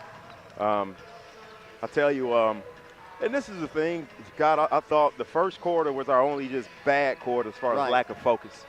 And we told them, and they know, like, hey, listen, Pembroke is hunting for blood. They felt like they let one escape, which I thought, they did. We didn't play well, and we came up, fortunately, with the victory at their place. And so, you can just tell. I got a world of respect for John Haskins. I think he's one of the best in the business. Just first class, and he gets it. He gets it about the student athletic experience. And, man, I got a world of respect for him and his program and how he runs things. He does a phenomenal job, and they were prepared. They played hard. I thought there were a lot of segments I thought where they played harder than we did. Right. And I really challenged the team to, hey, please let that be the last time I have to address this for the rest of the year. Right. You know, because that should never happen, I think, you know, especially when you're playing home. And so they came out and they kind of hit us in the mouth. They did. They got hot, and I just thought we were playing catch up the whole game based on our first quarter. The momentum was going. They had it going. They were feeling good. So it was like our sins of the past were hunted us the 3 quarters remaining in the game. You know what I'm saying? Yeah. And so, but I was proud of our young ladies and just the effort and the recommitment to focus the second, third, more so, you know, late third and fourth quarter. I mean, we were down 8. They had a run again. I couldn't go zone because our zone wasn't good, and that's usually the change up and the curveball, but they were well prepared versus it. They put shooters in the game, and they spread us out in the zone, and we weren't getting out there. And so, and their shooters were hot today. They were hot. And so, Scott, we had to just lock in with our man defense. And I thought we did a pretty good job. And Nyla Allen is a player. I mean, she's a phenomenal player, just a hard matchup for us. And so she kept them in the game, obviously, but we're so fortunate to come out with the win. Great effort tonight. Yeah. For the Bobcat women this afternoon, I should say. Again, that fourth quarter, we only got a few points in that fourth quarter, but made the most of it at the free throw line. Had to hit them when you did. Actually, Bobcats outscored them 27-16 as we get our updated stats here. 27-16 in the fourth quarter. Right. And you hit some big free throws when you had to have them. We did, and we didn't shoot it particularly well, but when we needed them, we got them. And man, 1 or 2 is better than 0 for 2 down the stretch. You know how it is. Points are so hard to come by. But I thought, Pembroke, of course, like I said, they played hard, and man, Scott and I think Leah got hit in the head a little bit, and so she was kind of out of it and woozy, and so we're hoping and praying that she'll be okay, and so for Erin to step up, my goodness, Erin her growth is just tremendous, just her aggressiveness, she's getting confidence, and she's just still scratching the surface of her potential, and TJ is our glue, hustle plays, and see it always hit big shots, and Shay's playing really good basketball right now, and Bree didn't have her best game offensively, but she did some really good things, and our bench came in and did some great things. So, I mean, just great team effort, I thought, Yeah, definitely so, especially Erin got a double-double there with 19 points and 14 rebounds. Wow, look at that. Wow. She came in huge for you today, Coach. Oh, yeah. And she Mayweather does a great job with the post players, and so he's always in their ear and individual workouts, in practice, and he does a phenomenal job, and it's good to see, the fruit of his work and her willingness is paying off right now. Pretty good homestand, I guess. You went 4 for 4, huh? Yeah, we had to. I mean, it's, for us to be a top seed in the Peach Belt, you got to take care of home, and that's what the top seeds do. So, now we can get ready for the road, and it's an important road trip we have coming up. A good Clayton State at home, and Augusta, and then Flagler. So, the neatest thing I like about it is 3 games in less than 7 days, so in about 7 days, less than 7 days. Right. So it's a quick road trip, and we'll be back home. All right. Well, best of luck. Congratulations thank to you, Scott. Coach. Appreciate it. That's Mo Smith, the head coach of the Bobcat women, as they came away with a huge win here today. Trailing most of the time, Georgia College led for only 3 minutes and 38 seconds. And, of course, they led down the final few seconds of that fourth quarter to come away with a victory. Let's run through the numbers for you, and then we'll take a break. 19 points, 14 rebounds for Erin Drinan to lead the Bobcats. 15 points for Shay Tarver, 11 for Sydney Cleveland. 6 for McGriff in only 18 minutes of play, so she did get banged in the head. I was thinking she was looking a little bit not herself today, and apparently that's what happened, according to Coach Mo. 7 points for Kenyatta Storms and 3 assists. 8 points for Brianna Davis. 2 points for Dale Attaway and 7 for Tasia Wright, along with 8 rebounds for. Pembroke was led in scoring by Ebony Stevens. She had 6 of 7 3-point shots, wound up 20 points in the ball game. Right behind her with 19 was Nyla Allen, along with 8 rebounds. 17 points for T. Graham as she hit 3 3-pointers. She did not score, only 4 points, though, in the second half, so we took her out of the game just a little bit. Brandy Robinson had 4, Locklear with 2, 5 points for Horn, and a free throw for Love. Georgia College wound up shooting 43% for the game, 27 of 63, only 7 of 17 from downtown for 41%, 14 of 24, so not as good free throw shooting as they were the first time these two teams met, but still got the job done down the stretch. Shooting stats for UNC Pembroke, they hit 42.6% from the floor, 26 of 61. They were 10 of 20 in three-ball shooting, 50% compared to 8% the last time these two teams met, and they hit 8 of 11 free throws for nearly 73%. Pembroke out-rebounded the Bobcats 40-37. Their leading rebounder was Allen with 8 and 14 big boards for Aaron Drinan. 16 assists for Georgia College, led by Sidney Cleveland with 5. 16 assists for Pembroke, 5 assists for them by Avery Locklear. GC had only 10 turnovers in the ball game, so they did a great job of holding on to it. Pembroke with 18 points off those turnovers. 16 turnovers for Pembroke. The Bobcats managed to score just 13 points. Bobcats beat them in second chance opportunity, 24-11. Points in the paint big for the Bobcats, 34-14. And the Pembroke bench outscored the Bobcat bench at 26-24. Lead changed 5 times. It was tied 5 times, and the Bobcats held on down the final few minutes to win it 75-70. And so we'll step away and come back with about 5 minutes to go before the men's contest. And we'll take a look at the number 22 ranked UNC Pembroke Braves in just a few minutes. We'll be back with you on the Bobcat Broadcast Network.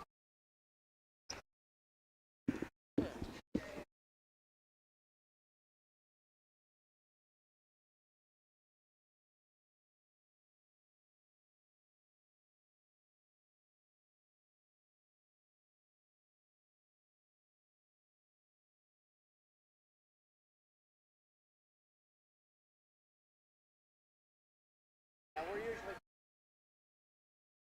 got a lot of talk. Yeah. Hope I gave you enough chances to talk. Not giving you a chance. Okay. Oh, never on.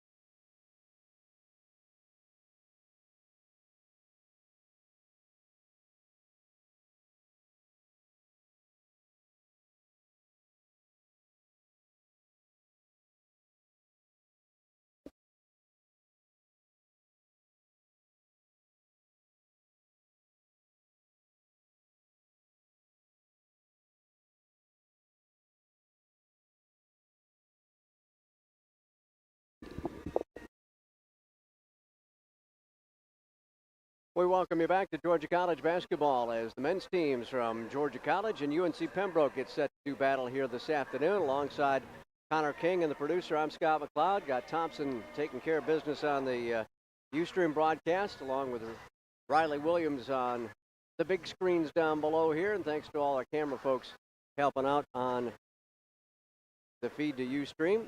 And we appreciate you joining us today as the Bobcats get set to take on the number 22 team in Division II basketball, the Braves of UNC Pembroke, who come in at 16-4 and 12-2 in the Peach Belt Conference. And that's good for a one-game lead over second place Clayton State right now. The Braves have won 2 games in a row, and they're coming off a home win Wednesday against Lander by 10 points, 87-77. The Bobcat men have an overall record of 10-10. They're 6-8 in Peach Belt play, and that's a 3-way tie for 7th place between themselves and Georgia Southwestern and Columbus State. Bobcats defending home right now with a 6-5 lead in home ball games. They won their last time out as they knocked off Georgia Southwestern 65-64, and one of the crazier finishes you'll see. The last 25 seconds, the basketball pinballed around and touched just about everybody on the court. Bobcats had a chance to put it away with a basket and missed. And then Georgia Southwestern tried to win it with a 3-point shot, missed it. Bobcats got the ball back with a second left and ran out the clock. And GC comes away with the win. Well, the last time these two teams met, the Braves and the Bobcats lost in overtime. Double overtime, not just single overtime, but double overtime up at Pembroke. 82-75 the final of that. Jordan Thomas was the leader in heroics for the Bobcats, as he had a 3-pointer with just 1 second left in regulation to tie it and send it into the first overtime. Then another JT 3 and a block by Isaac Thomas sent the game to second overtime. Pembroke held GC scoreless the last 2 minutes of that ball game. GC had 3 players foul out and wound up falling 82-75. Isaac Thomas led Georgia College with 23 points in that ball game. And I think one of the keys today, Connor, is not to get into foul trouble especially for the forwards. Got to have Cole Roberts out there when we need him. I agree. The Bobcats have definitely an uphill climb, as the 16-4 Pembroke Braves are really good. But as you said, we went to double overtime in Pembroke, and now we're on our court, so we'll see if they can use home court to their advantage. Nigel Grant is their leading scorer. He's a redshirt senior forward from Bronx, New York, out of Polk State. 15.8 points a contest, just under 8 rebounds a ball game. And their leading rebounder is Akia Pruitt with 8 boards a contest. He also averages 12.5 points a ball game. They've got 5 players in double figures, including a couple of freshmen who are starting for them. David Struther is their leader in assists at 3.7 a ball game. He's a freshman from nearby Lumberton, North Carolina. Talking with Eldon Miller, the father of head coach Ben Miller. He says they're rather young too, starting a couple of freshmen, just like the Bobcats are starting some freshmen as well. So both teams going through some growing pains, but Pembroke doing a little bit better job of it so far this season with that very nice 16-4 record. Again, ranked 22nd in the country on the latest NCAA Division II poll. They average 81.7 points a contest. They are 3rd in the scoring offense in Peach Belt Conference play, 3rd in free throw shooting, 6th in field goal percentage, 9th in 3-point shooting. They are 2nd in assists. They are the number 2 team in offensive rebounds in the Peach Belt Conference, while the Bobcat men are 1st in offensive rebounds. And Pembroke also in the top 5 in 3-point field goals made, averaging a little over 7.5 3-pointers made per contest. So it's the Bobcats with a tough chore at home against the conference leader in UNC Pembroke. Both teams getting ready for the start of our broadcast, our ball game today. And we will have the starting lineups. Connor will tell them to you in just a few minutes. We'll have our national anthem and get you set for men's Peach Belt Conference basketball here at Centennial. Georgia College trying to hold down the home court advantage here this afternoon.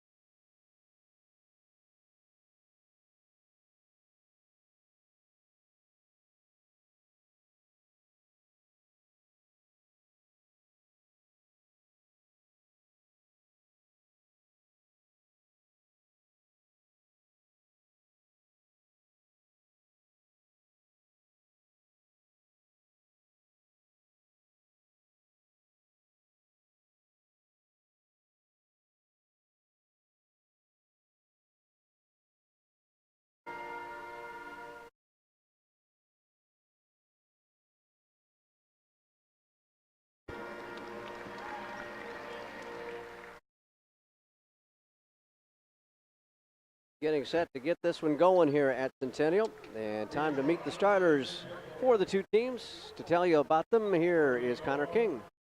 Thank you, Mr. Scott McLeod. First, let's meet the UNC Pembroke Braves, the road team. They come in 16-4, 12-2 in the Peach Belt Conference.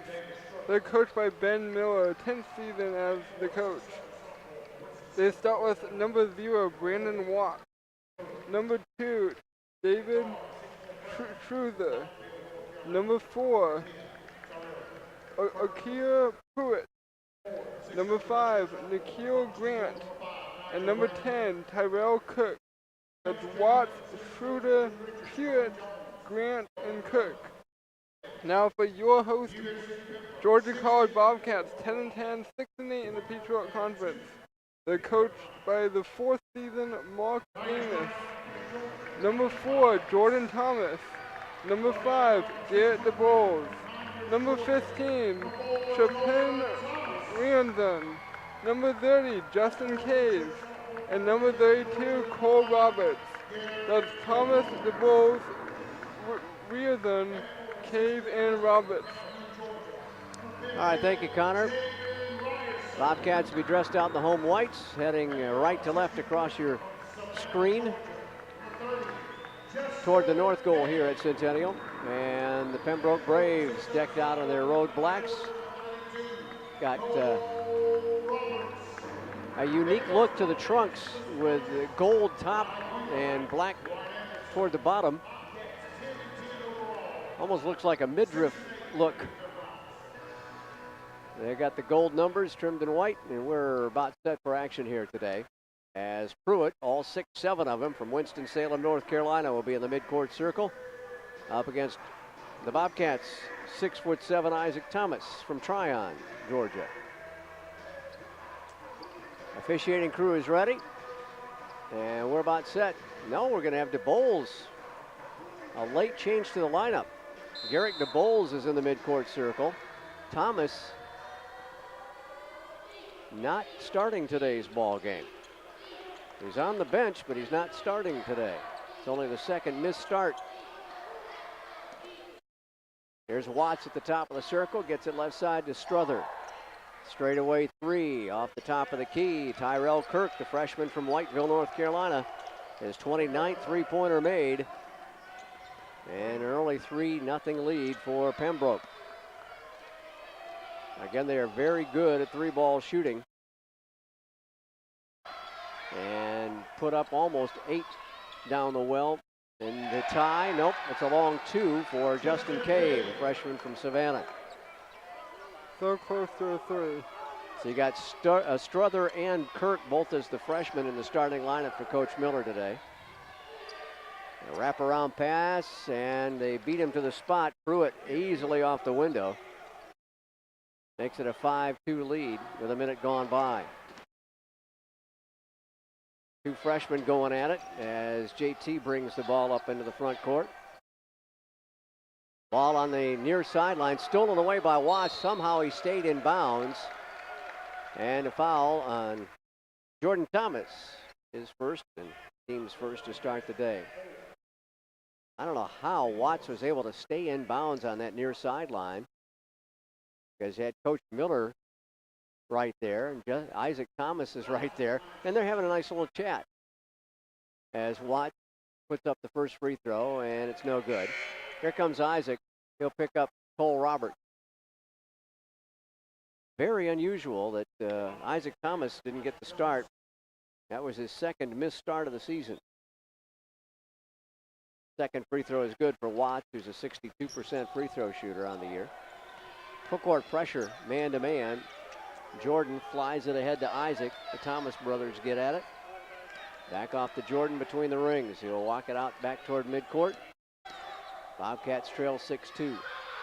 Isaac back to the Bulls. Right side now to Cave. Jordan picks up his dribble, gets it right side to Cave. Cave has it stripped out of his hands. The freshman gave it up, and again, it's Watts with the steal. No, it wasn't Watts, excuse me, it was Kirk with the steal.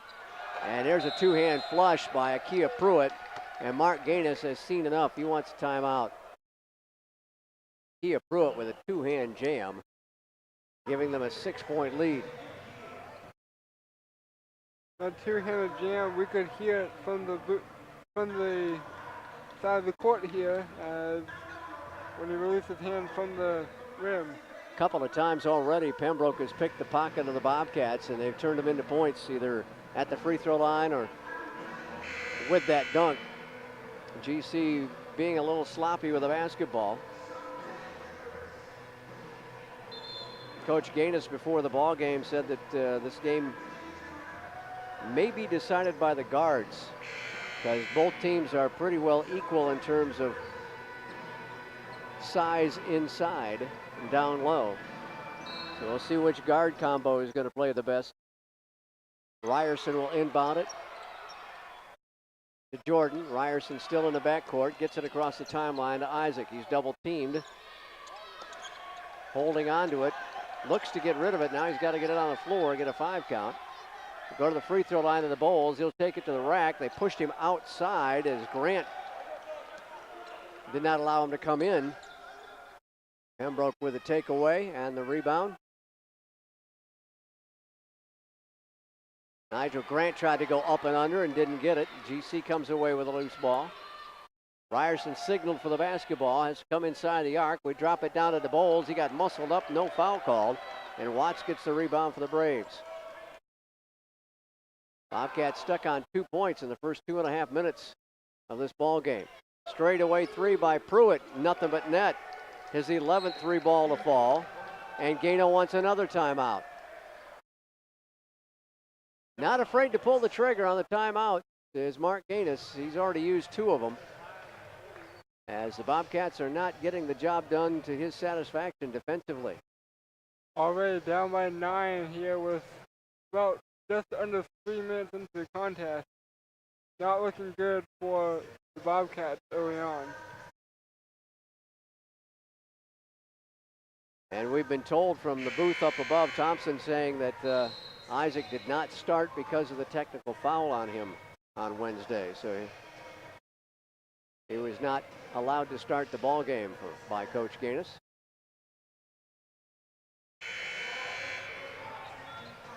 Andrew Prestwood has checked in for GC. Roberts back on the floor as well as the Bulls sits down.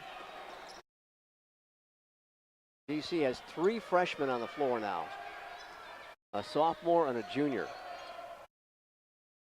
Jordan Thomas in the midcourt. Bobcats going young.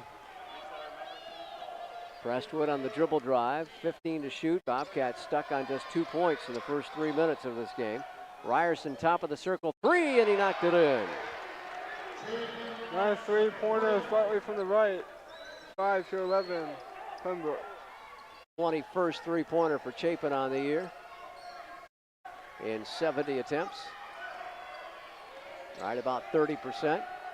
Left side 3-ball to answer, won't go. Roberts. Kirk with the shot. And now GC turns the ball over. They save it. Pruitt thought about a 3, and taking it on the other side of the circle is Grant. He won't get it. Ryerson with a board.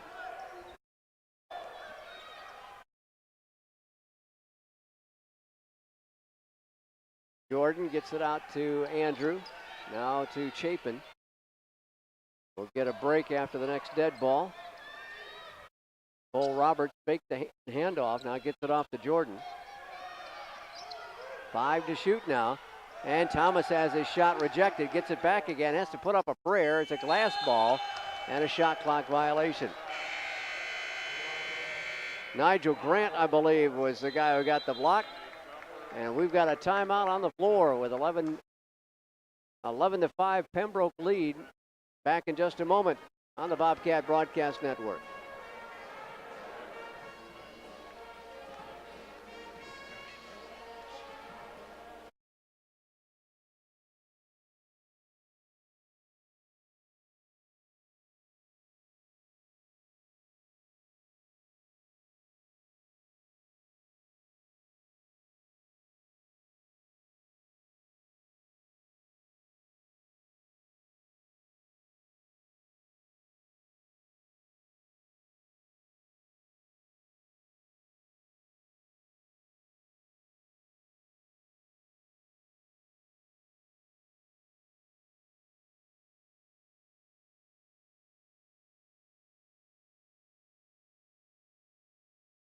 Thank you.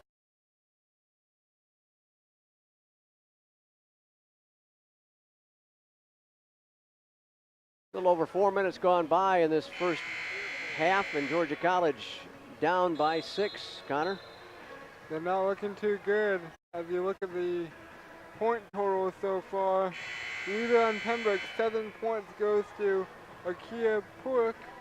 And for the Bobcats, they only have 2 points, and that was from Chapin Riverson. Ryerson with 3 and Cave with the other 2, and that's it for the Bobcats offensively. GC shooting 2 of 6. Pembroke has hit 4 of their 6 shots, including a pair of 3-pointers in 4 tries. Newcomer Micah Kenzie is into the contest for them. They'll work it off the left baseline, back out to Kenzie. Drives through traffic, drops it off.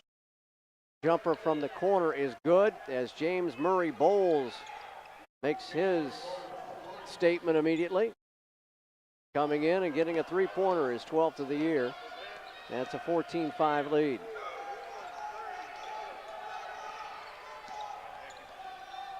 Crestwood off to Ryerson. Ryerson stops free throw line. Back outside onto the Bowles. Very frenetic defense by the Braves as they're being cheered on by the bench. Rolled it up there, no good. Ball tipped out, recovered by Kinsey.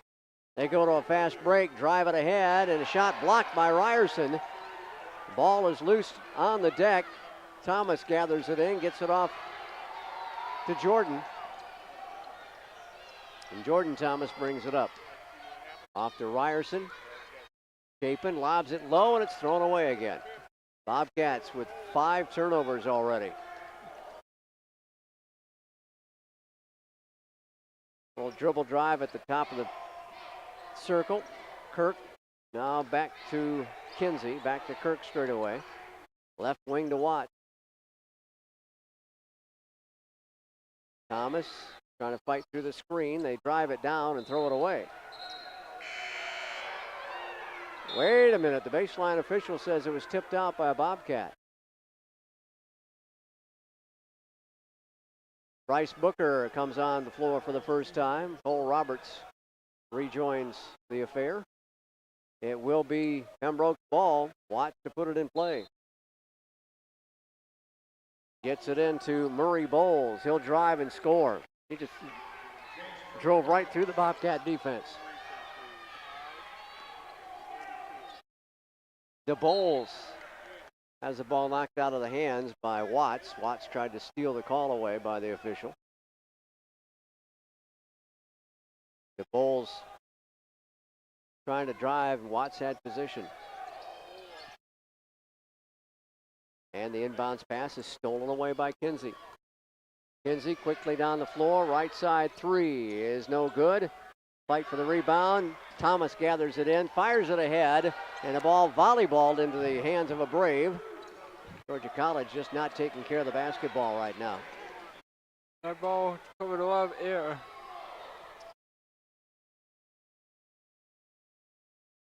Last 3 trips down the floor, the Bobcats coughed it up. Haven't even gotten a shot off. Watt's going to drive and has it stripped out of his hands by Roberts. Ball is loose, and the Bowles will track it down.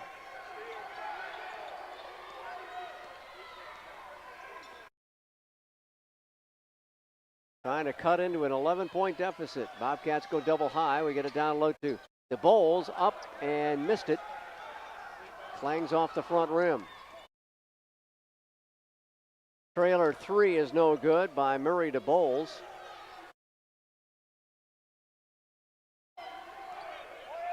Boy, they are tight on the defense today. Harassing the Bobcats all day long already. Bryce Booker has it on the left wing. And the ball poked out of his hands by Struther. DC will get Crestwood and Cave back in. And Chandler Wright will come on the floor as well. Only 5 points on the board for the Bobcats. Yeah, in 7.5 minutes. That's not a good sign. And Thomas is fouled from behind by Murray Bowles. First foul of the game charged to the Braves.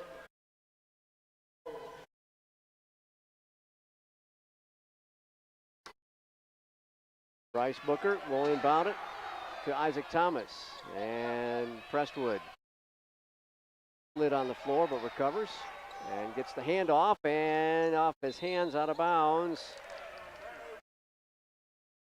A turnover by the Bobcats. I can't remember the last time I guess we did get a shot off down there. It hit the rim by the Bulls. The shots are few and far between, and there's a foul on Isaac, and he and Nigel Grant get in each other's faces.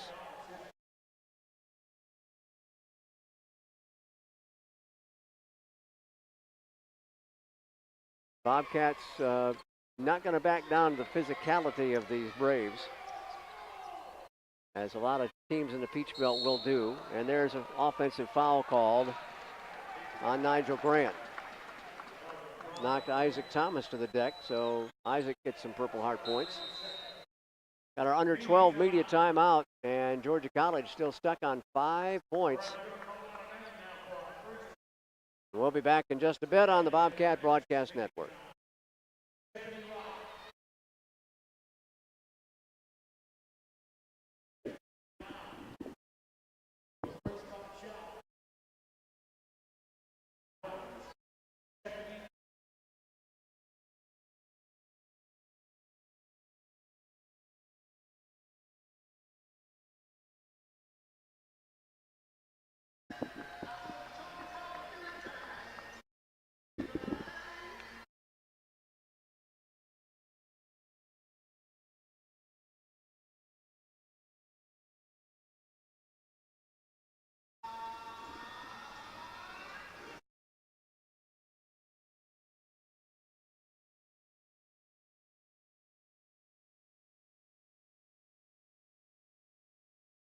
Still some really good shooting by the Pembroke Braves. At there's 50%. The Bobcats are struggling with their shot, Connor. They are. They have the same number of points as they did last time out. Points leader on the Pembroke side with 7 goes to Akia Peru. 5 points for Murray Bowles off the bench. Bobcats only 2 of 8 from the floor. They're 1 for 1 from downtown. Pembroke has hit 3 of 7 3-point shots. Braves trailing the Bobcats on the board work at 6-5. GC facing full court pressure. Inbounded to Thomas, and he got fouled from behind. And that'll go on Murray Bowles, his second personal foul. Coach Gaines shrinking the bench again today, trying to get a 9-man rotation for the Bobcat men. Bryce Booker inbounds to Chandler Wright. Bobcats again with 3 freshmen on the floor. Shot from the right corner by Justin Cave doesn't go, and it goes to the top of the backboard. Putback missed by Chandler Wright, and the next shot got snuffed back. And here come the Braves down the floor, owning an 11-point lead. Strother back up top now to Kinsey, who will direct traffic. Justin's ball almost looked like it was going to settle on the top of that backboard and stay there. They go in the left corner. Jamal Bryant is checked in for the first time for them. Down low to Pruitt. Pruitt kicks it out, gets it back again. Turnaround jumper with 2 on the shot clock. It's an air ball, and Thomas gets a rebound for GC. Off to Prestwood.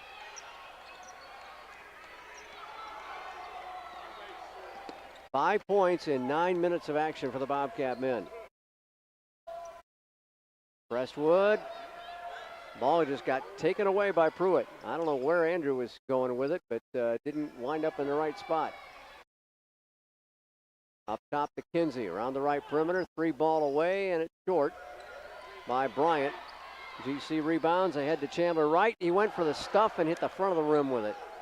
That is about 5 missed dunks by the Bobcats in the last 3 ball games. They go right side of Kinsey. Reverse layup is good, and Mark Gaines uses his next to last timeout of the day. With still 10:22 to go in the first half. We're coming up on 10 minutes into the game with 5 points. Let's do the math. That's averaging a basket every 2 minutes. Not particularly good offensive work for the Bobcat men so far today, and he's not very happy about the defensive work either, as Pembroke has built a 13-point cushion now on Georgia College.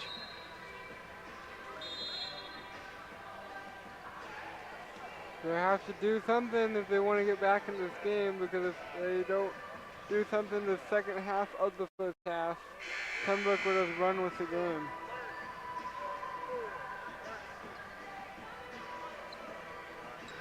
Cole Roberts has come back in, so has Chapin Ryerson.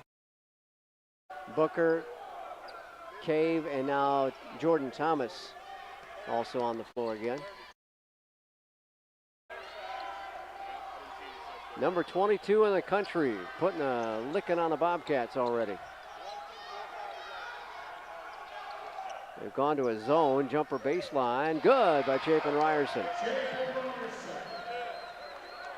Ryerson gets his second bucket. He's got 5 points. Bobcats in a man-to-man. Well, kind of a matchup man-to-man zone. Work around the left perimeter to Kinsey. Get it down low. Shot up short. And Ryerson reaches up and grabs the rebound for GC.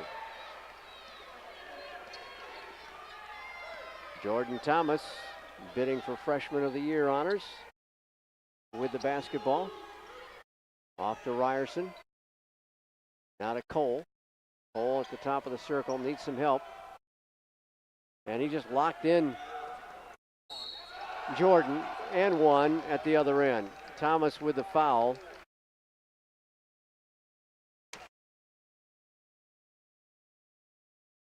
Cole Roberts was just determined to get the ball to Jordan Thomas.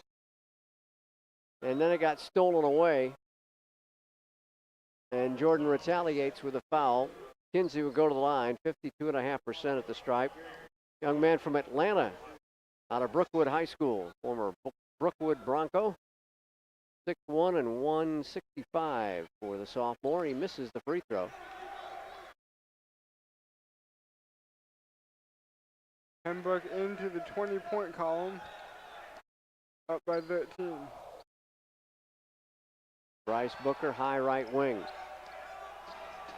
Back between the circles, he'll stop, pop a two, and it's no good. They'll get the rebound by Kinsey. He'll bring it up the floor himself, get it off to Watts. In the left corner, spreading the floor out offensively. Right side open three, Kinsey gonna pop it, won't go down. Pruitt tried to slam it home with one hand and couldn't do it. Jordan Thomas weaves through traffic, puts it up and in. Jordan gets his first bucket today. Nice right-handed bucket to pull within 11. Good job within transition for the Bobcats as Jordan able to get through traffic. Pruitt right side back to Kinsey. So dribble up to the top of the circle, pass it back to the right. Down low, it's Grant. Grant double and triple teamed, and Bryce Booker takes it away from him. JT. Bryce for three. Yes, sir. Bryce Booker hits his 7th three-pointer of the year. And the senior from Atlanta makes it an 8-point ball game. They lob it low. Catch, shot, foul. As Grant got bashed into in the middle of the lane. And we'll have our under 8 timeout. Foul charge to DeBoles. His first foul. And there's the timeout with 7:45 left. We'll be back in just a bit on the Bobcat Broadcast Network.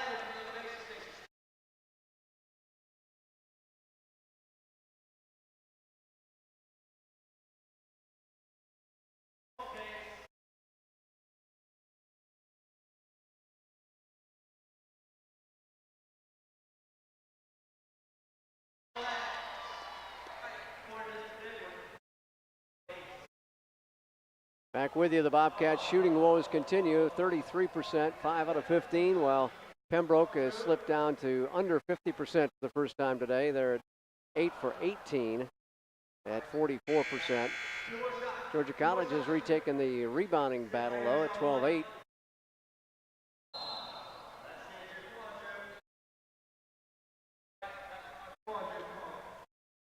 Connor, anything else stand out to you there on the numbers? Looking at the numbers, I would say not many too much assists from one player. Either one assist or no assist all the way down. Yeah, Bobcats with only 7 baskets have just 2 assists. Grant rattles the first one down. 67% free throw shooter for the Bronx, New York native. Second one in and out. Booker gets the rebound, and we've got a whistle and a foul, as Brandon Watts got tagged with that one. His first of the day. And team foul number 3, make it team foul number 4 on Pembroke. Get it ahead to DeBowles. He lays it up too strong. Well, the Bobcats broke the press with a long drive down, but got to convert. Murray Bowles gets it right side. Shot blocked by Isaac.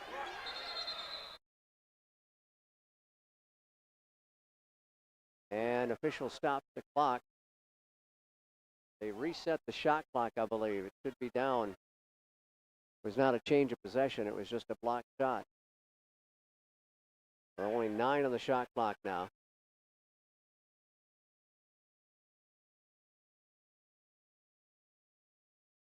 $7:24 to go in the first half. Kirk to the right side, down to 5. Strother back up top now to Kirk. Here's Strother, shot clock violation. Bobcats got the job done defensively that time. And the GC bench erupts for that one. Nobody on the inbounds man, but they're pressing every other player on the floor. And Jordan Thomas gets the pass and across the timeline with it. Dribble drive up top. Booker, high posted to Isaac. Going to take it to the rack and got the ball knocked back in his face. Up and couldn't get the shot off that time. Very physical inside there. Murray Bowles. And they lose it on the sideline out of bounds. A little out of control with Strother, the freshman. Roberts comes in for DeBowles for the Bobcats. Booker departs as well as Cave has returned.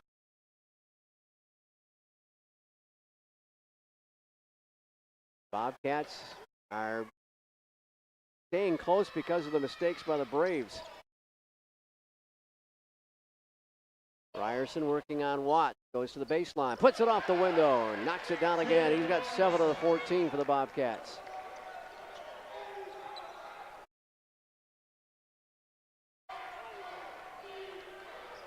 And GC back within 7. Watts will hold on the right side, cross the top of the circle, now gets it back again. Zip it in the right corner, jumper away for 3 as an air ball. They got it back, but a foul is called on GC. That'll be charged to Justin Cave, and that'll be his first foul of the day.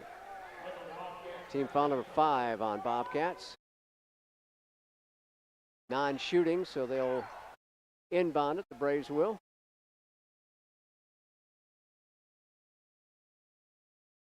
Get it out to Murray Bowles, back around the right perimeter now.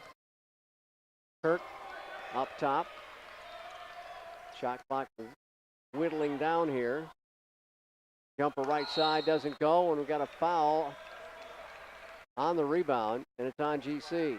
A push to get the loose ball. And it's on Cave again. Second on him, 6th on the team.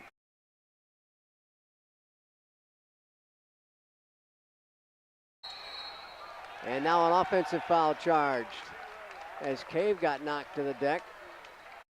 And it'll be charged to Watt. as Brandon collects his second personal foul. I've got 5 team fouls on the Braves. The board only has 4. GC trying to hang on against the number 22 team in the nation. Jordan Thomas driving around, going to take it to the rack and lay it in. Nice right-handed basket there. They fly down the floor. And there's a foul on Jordan. That'll be 3 on JT, so he's going to be having a seat for the rest of the half, I imagine. 7th team foul, so it puts it over the limit for the half.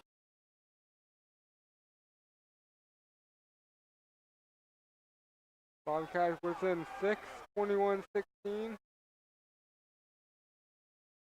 Bryce Booker comes back on for Jordan Thomas with 3 personal fouls. 1-1 for Brandon Watt, 62% at the line for the senior from Wesley Chapel, North Carolina. He missed it. Cole reaches up and grabs a rebound. Somehow able to stay alive on the Bobcats. Booker now to Ryerson, between the legs dribble, didn't mean to. Goes to the top of the circle, puts up a 3, and it won't go. Isaac Thomas with the rebound, and he got mauled on a putback attempt. That'll go on Grant. That'll be 2 on him. Thomas didn't like that. You could see the expression on his face. Non-shooting after triggered out deep near the mid-court line. Bryce Booker, as we close down to 5 minutes to go in the half. Now Ryerson. Cross-court pass, now to Booker. Booker had a good game against Southwestern. Finally, the senior coming around. Here's Cole Roberts taking it in. Shot up, no, but he got the rebound. And again, my goodness. Gracious. Gonna have to fit him for a casket inside there. Nigel Grant, long bomb. Didn't get it. Cole Roberts with a rebound. Letting him play at both ends a little bit. And again, GC hanging tough, down by 5 to Pembroke, but only 16 points in the ball game. Here's Cole. Cole had it stripped out of his hands and recovered by North Carolina Pembroke. Watts gets it down low to Grant. It's stripped out of his hands on the end line. The Bulls for Cole Roberts for the Bobcats.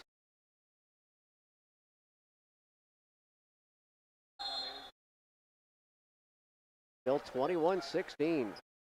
Here's Grant again. Cross court into the corner. Jumper for 3. Finds the mark. Tyrell Kirk, the freshman from Whiteville, North Carolina, with his 29th three-pointer. And the lead up to 8 now for the Braves. High post it to Isaac. Gets it off to Booker. Booker, jumper, short. Just missed it. Pruitt gets the rebound for them.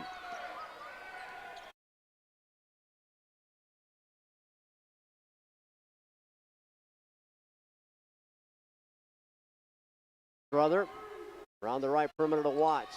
Back to Strother. He's going to launch an NBA 3 and drain it, of course. His 27th made three-pointer on the year. Bobcats find themselves down by double digits with 11.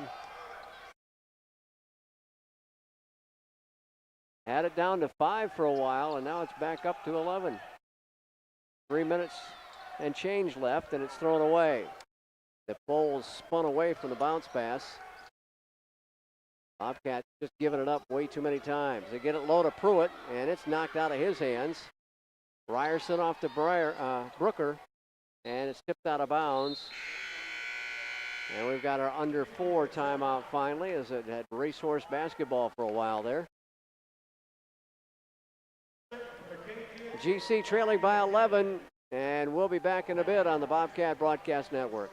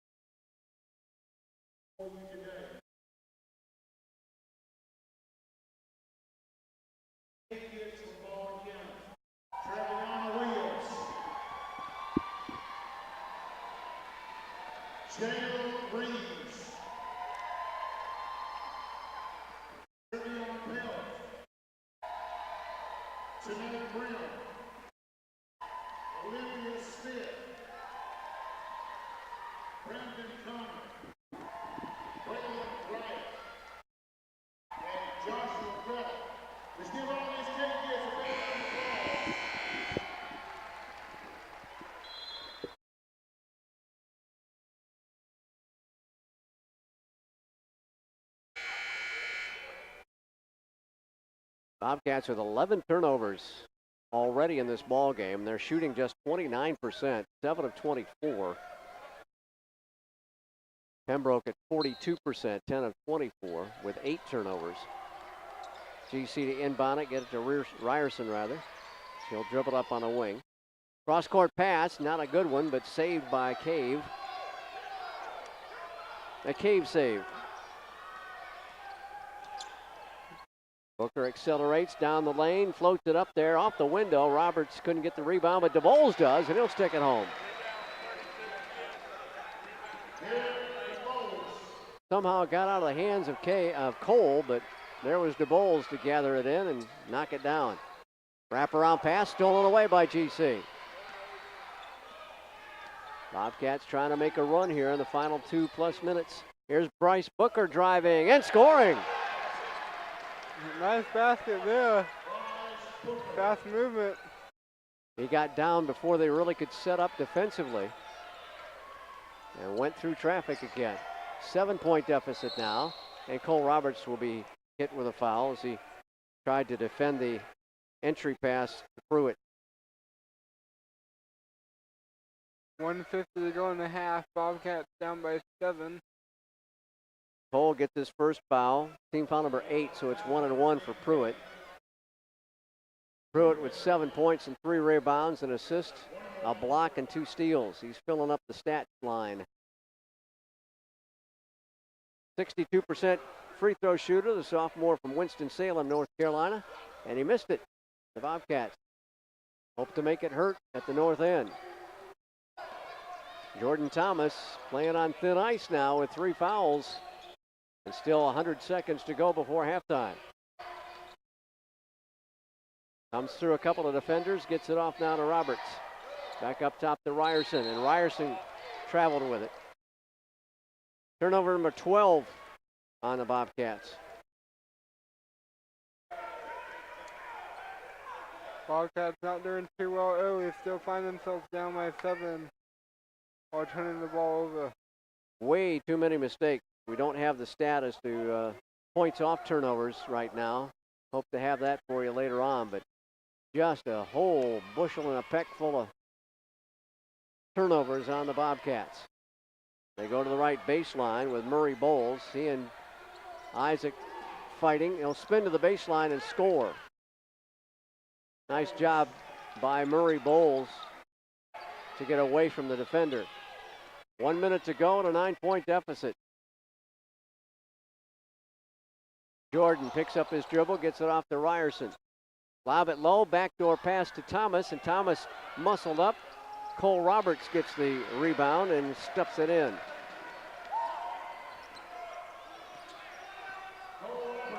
Bobcats need a stop here in the final 40 seconds. Right side 3 is good. Jamal Bryant, freshman from Florence, South Carolina, just made us pay. And it's a 10-point deficit. Couple of seconds between the game clock and the shot clock. JT stands in midcourt area. Shot clock down to 12. JT picked up by Strother. Shot clock down to 6. Crossover dribble, gets him around his man, stops at the free throw line, and missed it.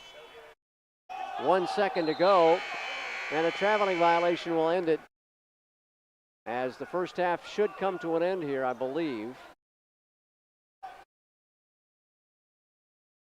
A discussion between 2 of the officials. to see if there was any time left as the traveling violation was called. They're going to put 1 second on the clock. Prestwood and Ryan Dobbs on. Ryan for just his 8th game appearance on the season. GC will have to take it the full length of the floor. Full court shot. Yep. Booker looks to trigger it in. Gets it.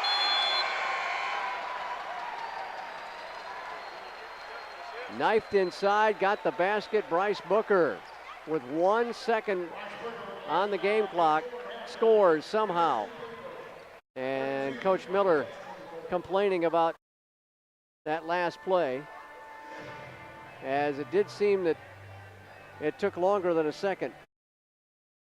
I guess when they say every second matters, it's true. That was proof right there. Every second really does matter. You got to fight till the zeros are up on the board there, and the Bobcats are down by 8 at the break at 32-24, despite a whole bunch of turnovers by GC. The Cats trying to stay in this ball game, and we're checking on the stats before we turn you loose for a few minutes.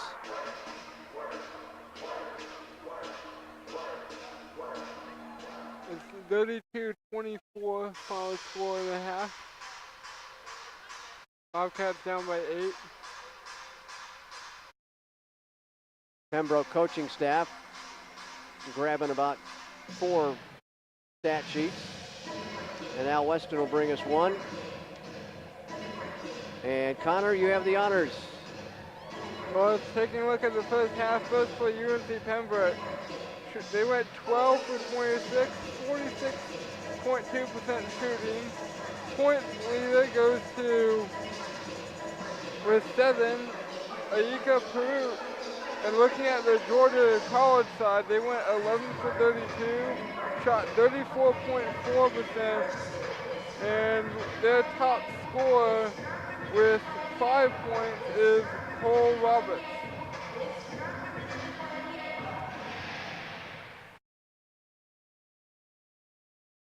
Check out some other numbers for you in terms of the points.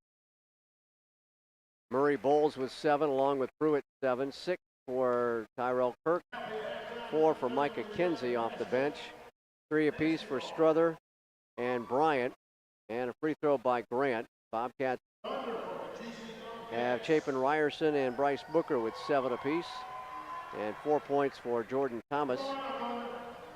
And then a trio of Bobcats with 2 points each to Bowles, Roberts, and Cave. Isaac Thomas shut out, only took 3 shots in the first half and played 16 minutes. So we've got to get Isaac going here with some points in the second half. GC out-rebounded Pembroke 22-16. But the Bobcats had 12 turnovers compared to 10 by the Braves. 4 blocks for the Braves, led by Nigel Grant with 2. 3 blocks for Georgia College, 1 apiece to Bowles, Ryerson, and Isaac Thomas. Bobcats did not take a free throw in the first half. Pembroke hit 2 of 8 free throws, so not much difference right there. But they hit 6 3-pointers in 14 tries for nearly 43%. Bobcats are only 2 of 5 from downtown for 40% in that category. Georgia College trying to hang around. They got within 5, or maybe it was 6 a while back, but now it's an 8-point deficit. And the Braves, the number 22 team in the country, on top of the Bobcat men. We'll step away and come back with you about 5 minutes to go before the beginning of our second half, as the mascots are out playing now. And we'll take a break on the Bobcat Broadcast Network.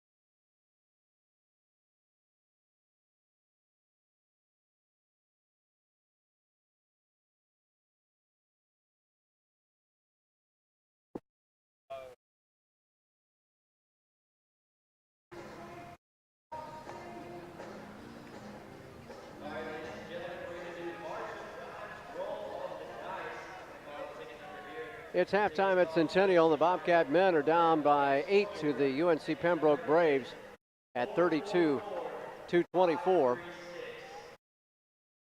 Leading scorers again for Pembroke with 7 apiece. James Murray Bowles and Akia Pruitt. Bobcats have gotten 7 points from Bryce Booker and from Chapin Ryerson. GC leading the rebounds, but a couple more turnovers for the Bobcats in that first half of action. Got down big, but then battled back within 5 or 6, and now trail by 8 at halftime. Pembroke, the number 1 team in the Peach Belt Conference as we run through the standings right now. The Braves with a 12-2 overall record in conference play, and on the year, the 22nd ranked Braves are 16-4. Clayton State is in second place, a game back in both the win column and the loss column, as the Lakers are 11-3 in Peach Belt play and 13-5 overall. They share the conference win streak, current win streak right now at 4 games in a row with the number 3 team behind them, Augusta, as the Jaguars are 9-5 and 12-8 overall. 4th place in men's basketball goes to Francis Marion at 8-6. They're 13-6 overall. They've won 3 in a row. Everybody else is either above, right at 500 or below 500 for the year in conference play. Tie for 5th place between North Georgia and USC Aiken at 7-7. North Georgia has a 9-11 overall record. Aiken is at 10-8. They have lost 3 games in a row. Columbus State, Georgia College, and Georgia Southwestern all tied for 7th place in the Peach Belt Conference currently. All 3 with 6-8 records. Columbus State at 6-11 on the year and have lost their last 2 starts. GC at 10-10. Southwestern has a 10-8 overall record. Young Harris is in 10th place in the Peach Belt Conference men's basketball at 5-9 and 6-14 overall. Flagler stands at 4-10 and 7-11. They also have lost 3 games in a row. And Lander brings up the rear in the Peach Belt. They're 3-11 in conference games, 7-13 on the year. Other ball games in progress today as North Georgia hosting USC Aiken, Francis Marian's at Clayton State, Lander at Flagler, Augusta at Columbus State. Coming up tomorrow, it's Young Harris at Georgia Southwestern. Then on Wednesday, the Bobcats will be on the road at Clayton State, the number 2 team in the conference. This Pembroke squad will be on the road at Augusta. That should be a good battle between number 1 and number 3. North Georgia will play at Young Harris, and that broadcast will be on ESPN3, as I believe they're having both the women's and the men's action from Young Harris, Georgia.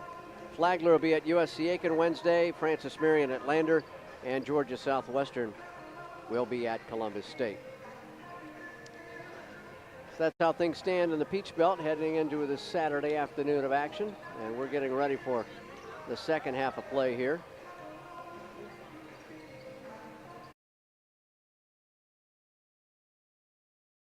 (32-24) score going into the second half. Bobcats will need to find a way to get back into this game, being down the majority of the first half. Need to make some noise and make it quick. They only have 1 timeout, remember, as Coach Gaines has burned 3 timeouts. And again, the board is not keeping track of the timeouts. You cannot take all 4 timeouts into the second half as a coach, but Coach Miller did not use any timeouts, but he's still got 4 beside Pembroke's name up there on the scoreboard. Just 30 seconds to go. The Bobcats will need to get out early to make up the 8-point deficit. They will have the basketball to start the second half, which is the good thing for the Bobcats as they try to get back in this contest.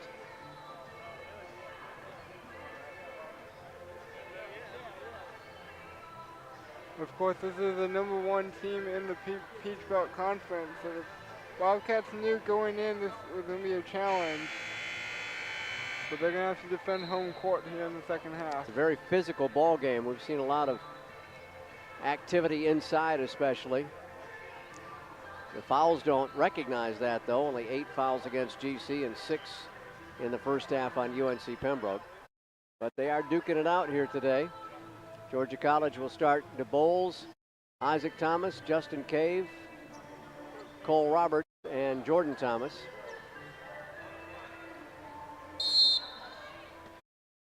And we will get the ball in play to start the second half as Georgia College owns it.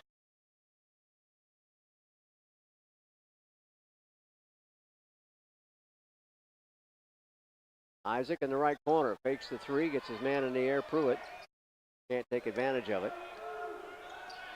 Jordan, crossover dribble, backdoor pass to Cole, and Cole rolled it up there too strong. Isaac with a follow-up, didn't go. And Pruitt gets the miss. 0 for 2 from within about 4 feet or less. And a foul called immediately on GC, and that's on Isaac. That's 2 on him for the day.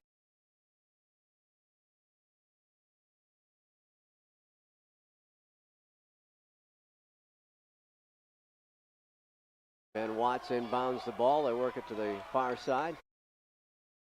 DC is open up in his zone, 2-3. They'll get it down low and throw it away. Right in the hands of Isaac Thomas. Off to Jordan. Jordan kicks it in the left corner. 3-ball by DeBoles is an air ball. Gracious. Bobcats 2 of 6 in 3-ball shooting today. Watts for 3. He put up an air ball, and it'll sail out of bounds. Retrieved by one of the Bobcat cheerleaders. So, a couple of long-range shots that didn't hit anything. Bobcats need to make some baskets quick if they want to get back in this game. Played a little over a minute. Oh, Roberts throws it away, and it's rolled up and scored by Strother. Make that a double-digit lead for Pembroke, 34-24.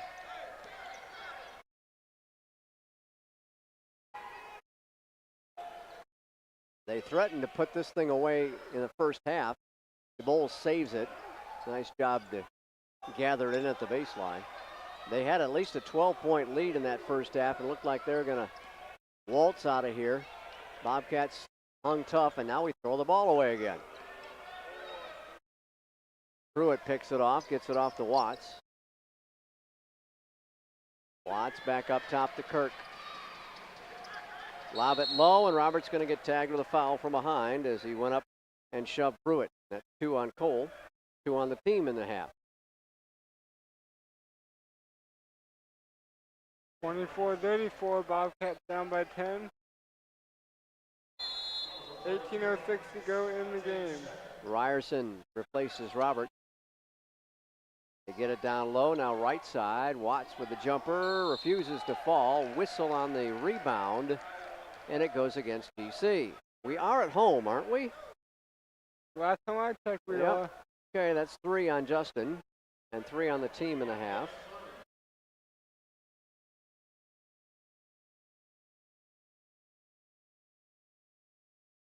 Three fouls in the first 2 minutes and 1 second. Pruitt's going to launch a 3. It clangs off the rim. Jordan Thomas drives down the floor. Lost the handle on it. It's tapped ahead. Strother to Pruitt. Pruitt with a slam. 12-point lead, Pembroke.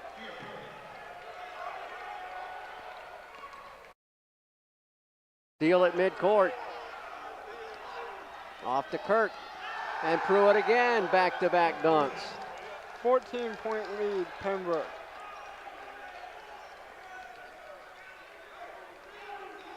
$11 points now for Pruitt. The Bulls back to Thomas. Right side to Jordan, and a whistle, and what? Technical foul on Nigel Grant, and I think Isaac bought that one. Coach Miller just beside himself.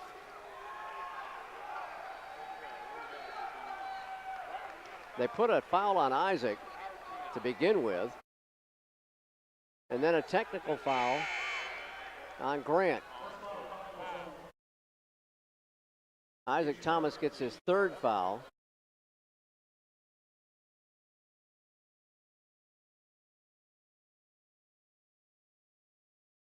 Ryerson will shoot the technicals. Shaping at 70.5%.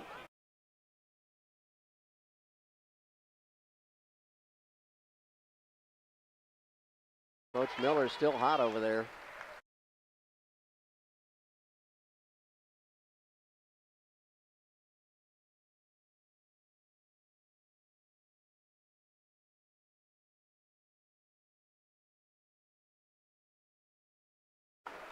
Holding out to a 12-point advantage for Pembroke. And that will be the 3rd foul of the day on Grant. I had missed one earlier, I guess.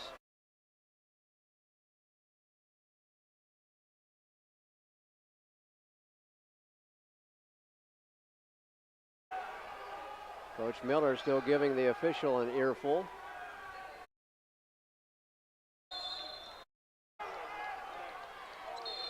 And there's a reach-in foul.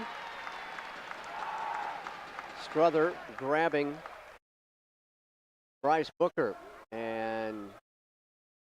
Let's hope some better judgment's going to come in for everybody here, because folks are pretty hot.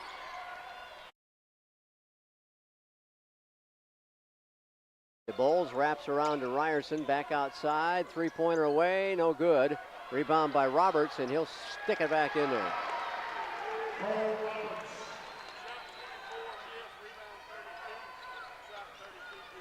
Ten-point deficit now. Bobcats stay in his zone. Ball knocked away. Strother, not a good pass there.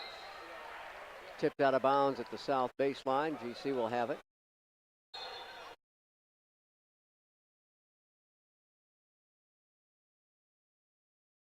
Strother leaves for Kinsey. And Murray Bowles comes on for Grant.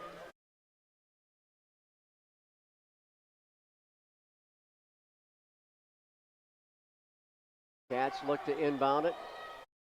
Up top now to Roberts. Ryerson comes around a pick, delivers it up top. Justin Cave. Guess Justin's going to be the point guard now. Ryerson from downtown knocked it home. Straightaway three for Chapin. Cats back within 7.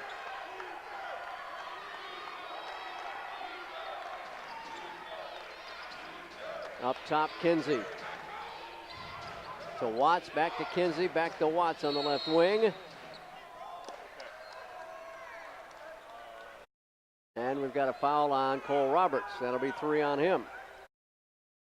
And we've reached our under 16 media timeout.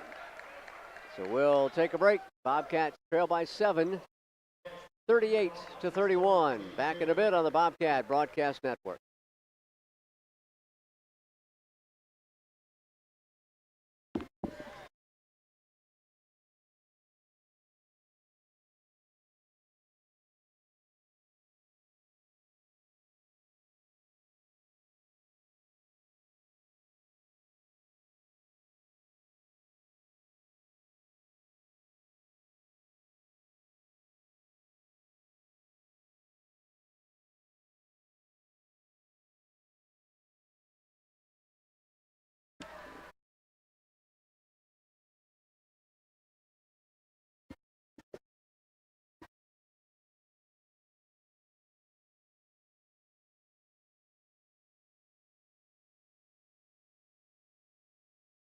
Connor, we'll let you check out some numbers for us here with the Bobcats getting back into the ball game down by 7. We're looking at total points for Pembroke. They're 15 for 32 at 3 points. They're 6 for 16. Total point leaders we have at 3. We have Murray Bowles, we have Bryant, and we have Watts. Excuse me, I read the wrong column. With 2 points at the leaders, we have Bowles, Grant, and Watts. And then Georgia College. We'll break Georgia College down later. Ball inside and a foul called. It's a basket and a foul.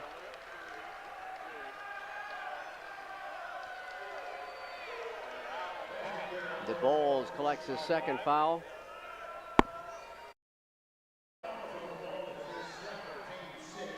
Murray Bowles got the bucket. He'll go to the line. 79% free throw shooter. Ryerson has 12 points to lead the Bobcats. The Bowles with a 3-point play and the lead back to 10.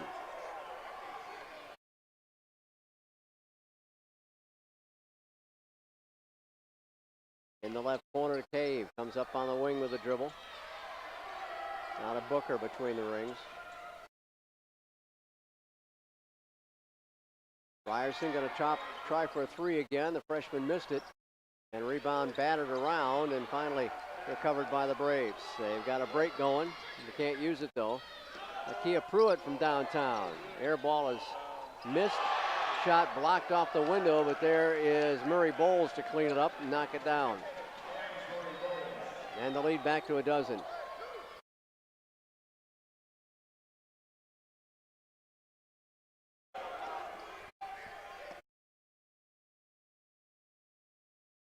Booker takes it into the lane, lays it up, and got it to go.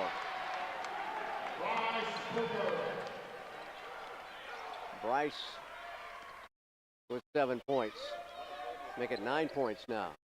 He'll take over. And still second place in scoring for the Bobcats.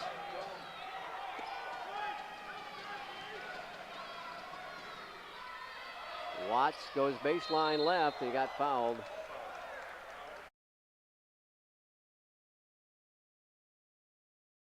And Garrick DeBoles will pick up his 3rd foul of the game. Bobcats are already over the limit in terms of fouls, with 14 and a half minutes to go. That's 17th foul on GC. 2 shots for Watts. He started all the ball games and their leader in minutes played at 34 minutes of contest. Came into the contest leading them in 3-point baskets made with 32. 18 points and 8 rebounds against the Bobcats in the first matchup. And he'll drop in 2 free throws to lead back to 12.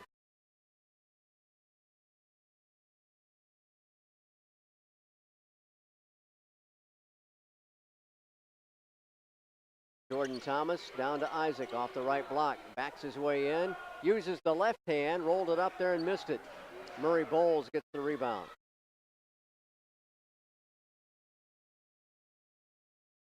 Inside to Pruitt. And Pruitt readjusted the shot. Missed it. Thomas got the rebound. Off to JT. And his shot is rejected by Watts. They've got a 2-on-2, and Murray Bowles will take it in and score on the layup. Just like that, 47-33. 13-point contest. They have gone on a bit of a run against the Bobcats here after that media break. Long cross-court pass in the corner, back outside. JT for 3, doesn't go. Pruitt with a long-armed rebound.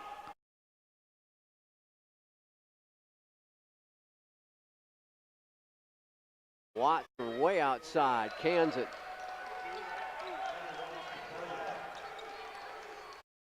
They've got a 17-point lead for UNC Pembroke.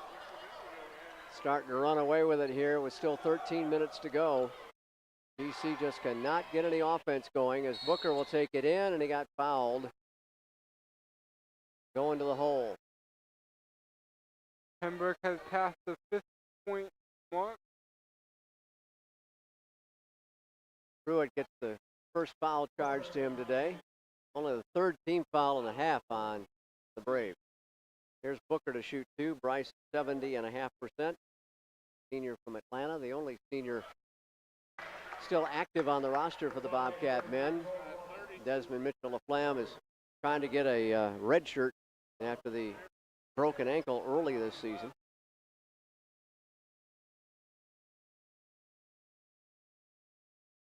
Bryce Booker takes aim and missed the second free throw. That one used about every inch of the iron it could.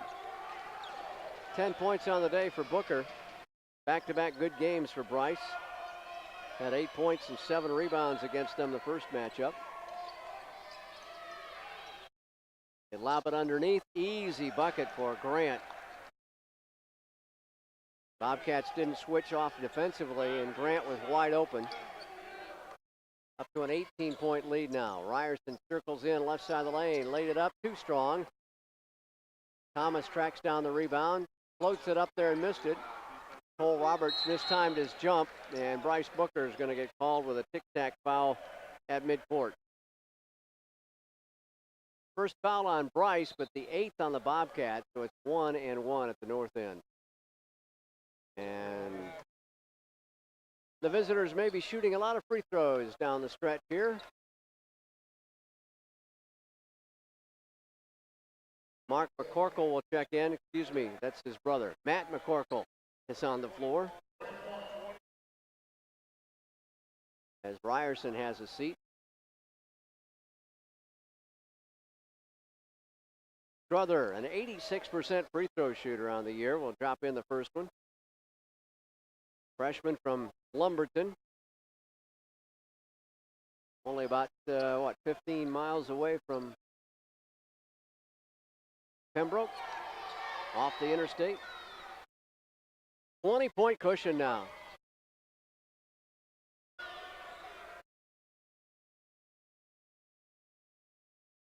Whistle away from the ball, and an offensive foul called against GC.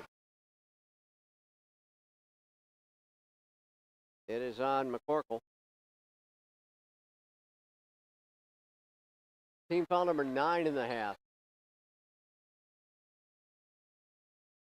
Bobcats will now need something big with 12 minutes to go and 20 points to make up. This is the type of team you don't want to hand the extra free throw attempts to because they're good enough without them. And it's thrown away. Thrown right at the ankles of Strother and out of bounds. Got a timeout on the floor. The Bobcats down by 20 at 54-34. Back in a bit on the Bobcat Broadcast Network.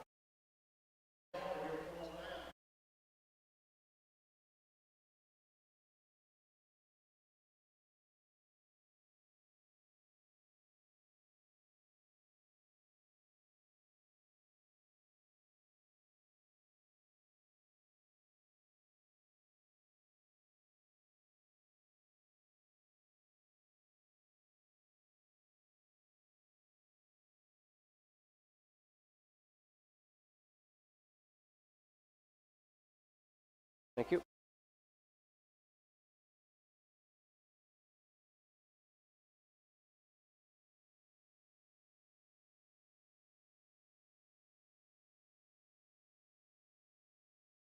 Bobcats have committed 18 turnovers in this ball game already, 13 by UNC Pembroke.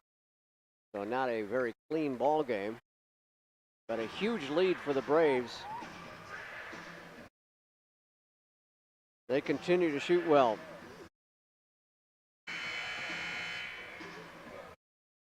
Braves points lead. It goes with 6 points. Aka Pruitt. Where the Bobcats have 7 points from Isaac Thomas. So clear the Bobcats lead. Excuse me, misread. Pruitt still leads with 13 points on the Pembroke side. Yeah, Murray Bowles is 1 point behind him with 12. Chapin Ryerson leads GC with a dozen.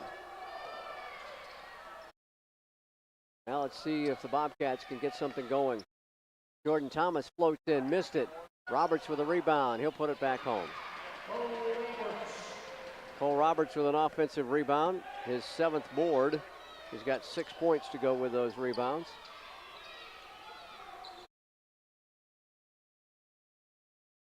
Need a few stops in a row here, trying to make a little bit of a run to whittle it down.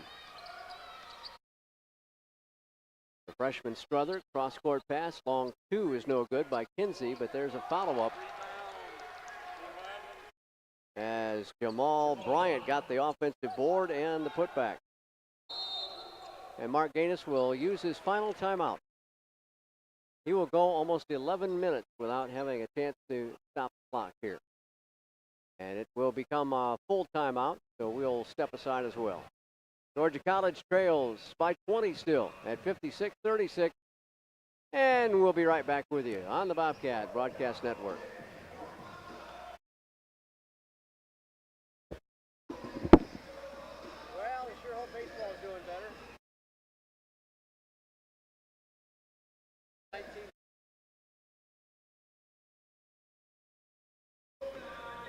This is going to get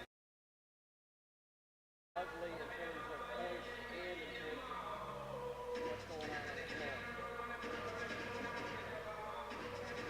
I'm surprised Coach Miller doesn't get to that. Not been saying too much of anything. All right.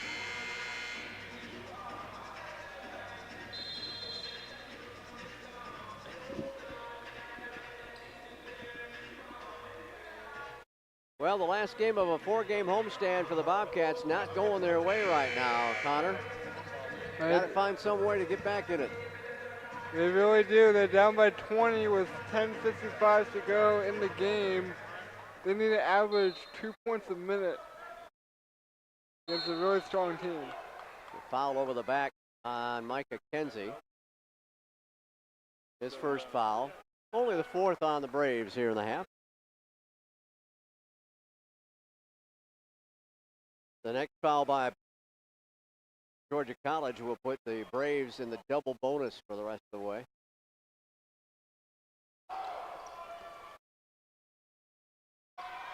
Matt Corkle deep on the right wing, back up top to Ryerson.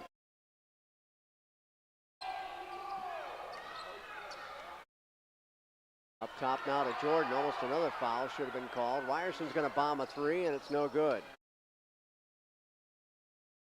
Got it short. Kick basketball. A right wing entry pass. GC will make changes. Isaac Thomas, Andrew Prestwood, and Justin Cave will come on. Roberts and Ryerson are the two guys standing on the floor.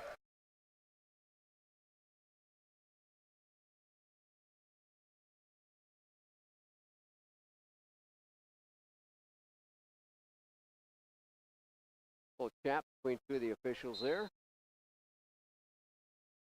And we get back into play. Bobcats with a 2-3 zone. Watts on the left side. Down to the baseline, got cut off, and a foul on GC. Andrew Prestwood gets his first personal foul. Team foul number 10. So the free throw parade will begin shortly. Pembroke looking to add to the already 20-point advantage. Watts drops in the first one. Watts tied for high point honors for the Braves the last time the two teams met. He and James Murray Bowles had 18 points apiece. And Watts now with 10 points in the game today.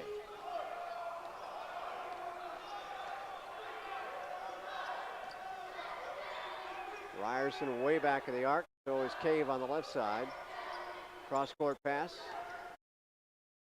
Cave gonna pop a three and drain it. Justin Cave. His first three-pointer today. That'll give him 18 for the year.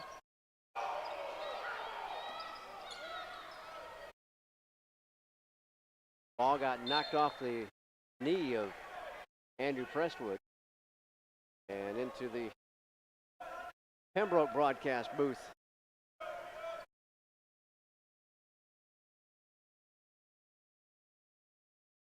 Ryerson jumps out on Strother. Strother gets rid of it. Now they get it down low. Right baseline, knocked away, recovered by Ryerson. Ryerson splits two defenders, goes for the layup, got it, and he's fouled. Good job by the freshman Chapin Ryerson to take it all the way home after getting the steal. Murray Bowles gets his third foul.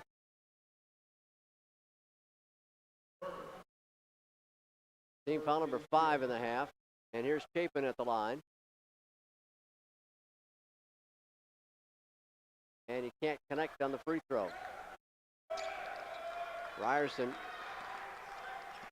an accounting major at GC, coached at Calhoun High by Vince Layson, a GC alum. They get it down low. Can't do anything with it. Punch it back out. Good ball movement by the Braves. They got a man open for a three ball, missed it, but they got an offensive rebound as Kinsey brings it down and keeps it alive for the Braves. And they want a timeout. With 8:49 remaining, Coach Ben Miller calls a full timeout. His team leading by 17. I guess that's not enough for him. He needs a timeout. They're a little bit out of sync there on that particular series.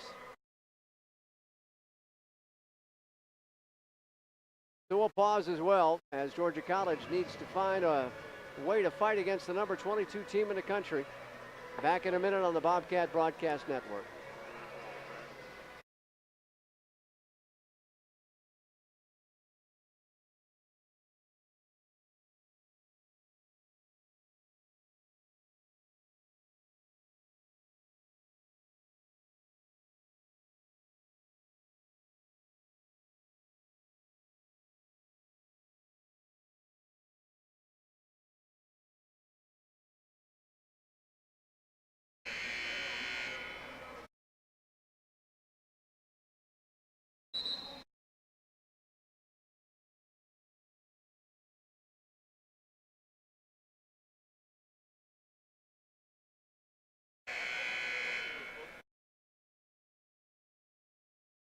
Well, this weekend marked the start of the Peach Belt of the spring sports for Georgia College. Baseball got off to a good start yesterday, so did men's tennis. Softball's over in Columbus for the Southern Softball Shootout. Women's tennis up at Bernal today. Hopefully they're having a better go of it than the Bobcat men are here this afternoon. Off the left block, fakes his way in there and got hammered by a couple of Bobcats. Who gets the foul call on him? Nice up fake by Grant to get his players, his defenders in the air. Garrick DeBoles will get his 4th personal foul. And Nigel Grant steps to the stripe. 13 points, 6 rebounds against the Bobcats back in January. He knocked down the first effort.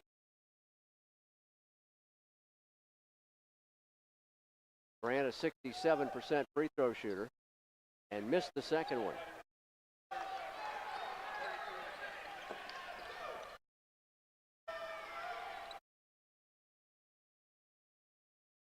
Grant has been held in check with 5 points so far. Justin Cave with a 3-pointer for the Bobcats. Got his second one of the day in a matter of minutes, as a matter of fact.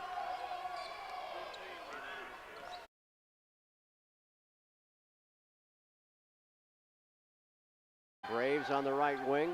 It's Strother.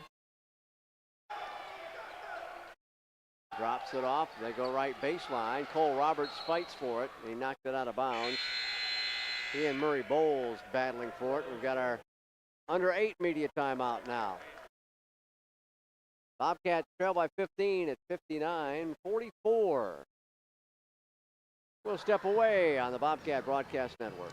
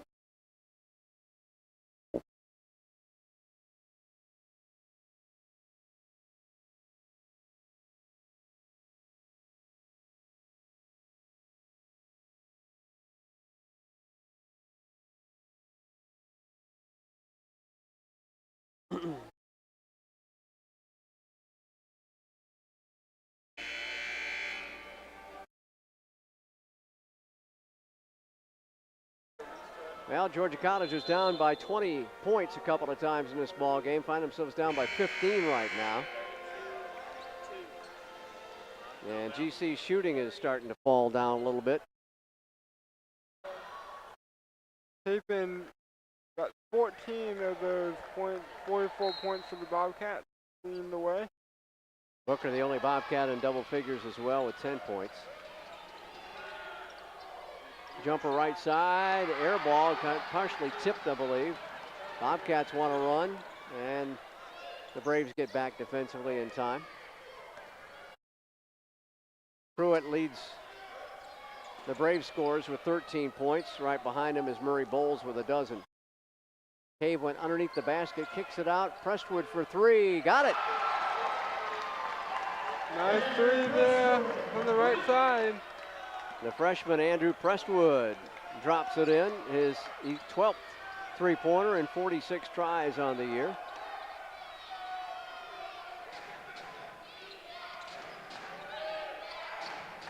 Ball batted away by Roberts into the hands of Ryerson. Left side three by Prestwood. In and out. Roberts gets the miss. Oh, he got it swatted away from behind and no foul. Murray Bowles back to Watts. Three-pointer away and good. Ryerson had a hand up. Didn't matter. Watts dropped it. Back to a 15-point lead.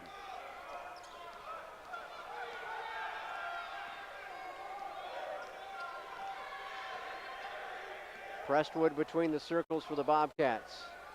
Shot clock down to 13. Ryerson open for three straight away, doesn't go. Murray Bowles rebound.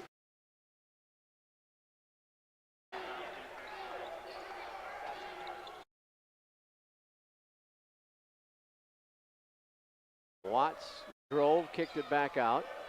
Akia Pruitt handles the ball. Now back out to Strother. Under 6 minutes to play. GC trailing by 15. They get it to Pruitt and he throws it away.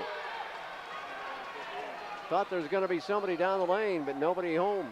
And Ryerson going to lose the ball, rolls on the deck with it, but he gets it off to Cole Roberts.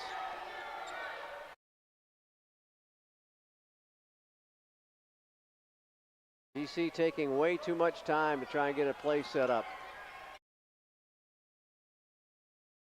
Right side to Ryerson. Cole, or Cave rather, with 3 on the shot clock, missed it. And the Braves clear it.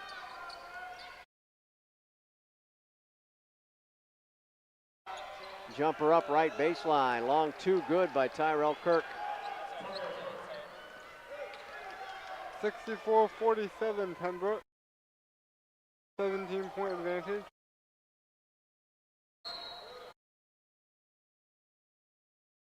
And a foul called on Kirk at the other end as Prestwood was trying to get around him. That's his first personal of the day. Last to give before the bonus starts for the Braves. Isaac Thomas is checked back in.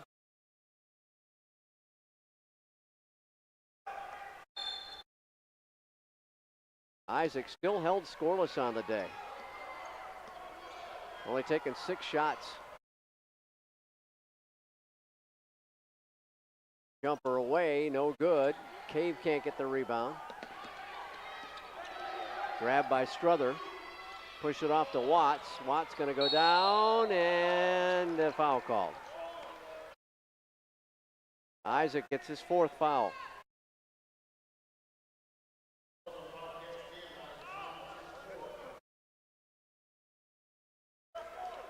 And that'll put Watts at the stripe.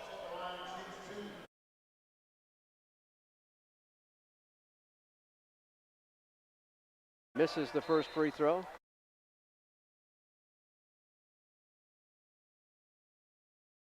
Bryce Booker replaces Prestwood for Georgia College.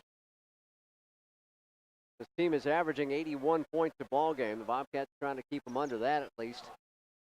And they may just do that, but there's still 4.5 to go as he misses the second free throw.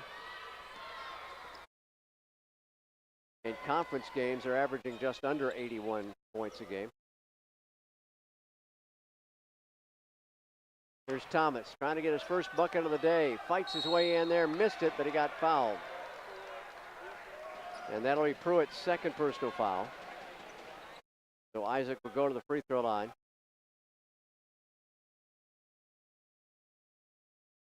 They're within 17 points. 4:11 on the clock. And Isaac Thomas finally scratches. He's Bobcats' leading scorer and leading rebounder. He's second in the conference in rebounds. 9.2 a game. Misses the second one. Booker can't track it down. And it's a 16-point Braves cushion. Top of the circle three is good. That's Strother.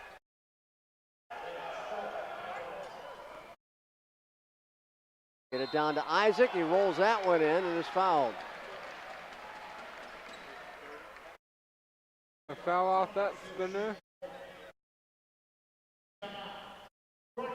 Our final media timeout as Pruitt got the foul. 67-50, the Bobcats trail by 17 and will be at the free throw line when we come back. Take a break on the Bobcat Broadcast Network.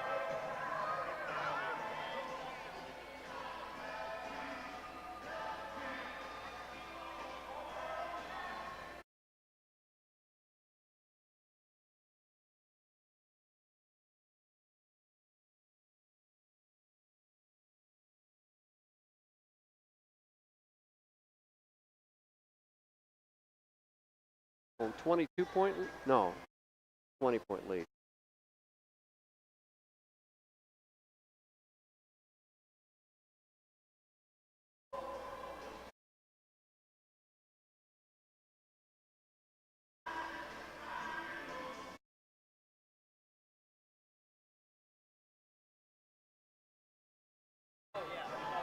Well, the Bobcats are shooting at 36% here in the second half and 36% from long range.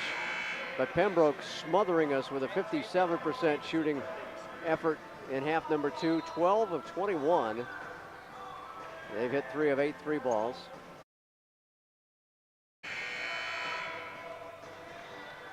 Isaac Thomas will be back at the free throw line. Pembroke is definitely not going away here with the last 4 minutes to go in this game. Bobcats with only 50 points to this juncture. Came in averaging 69 points a game. Isaac gets the free throw. He was in danger of being shut out, I believe, for the first time ever in his GC career. Finally, with 4 points on the day. Watts has it right on the sideline. Pushes it back up top to Murray Bowles. Now Kirk with 10 to shoot. Way outside to Watts. Cave on him. Down to 5. Going to take an NBA 3 and just barely get the rim. And Ryerson tracks down the rebound for GC. Cannot afford to walk it around. What a great move into the paint. Adjusting while he was up in the air, Jordan Thomas dropped it in off the window. Nice spinning move there to get the bucket. 3 minutes left. The 14-point lead for the Braves.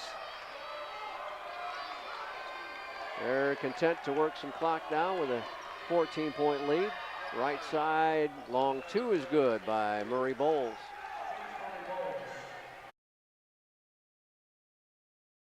GC going to throw it away.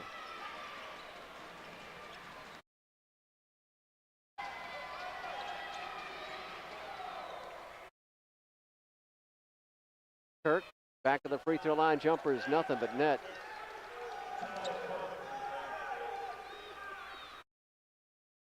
$18-point lead. The Bobcats have trailed by 20 twice in this game.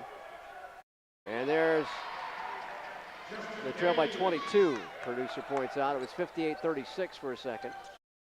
So that's been the biggest deficit, 22 points.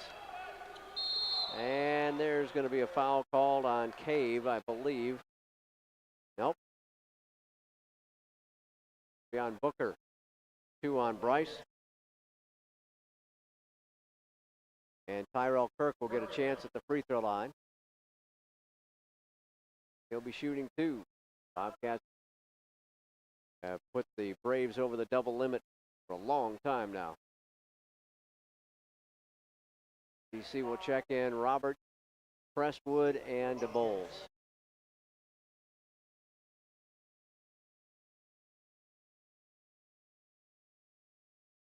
Kirk from Whiteville, North Carolina, had 4 points and a rebound against the Bobcats. He drops in the free throw to give him 12 on the day. And now he will step out for Micah Kinsey.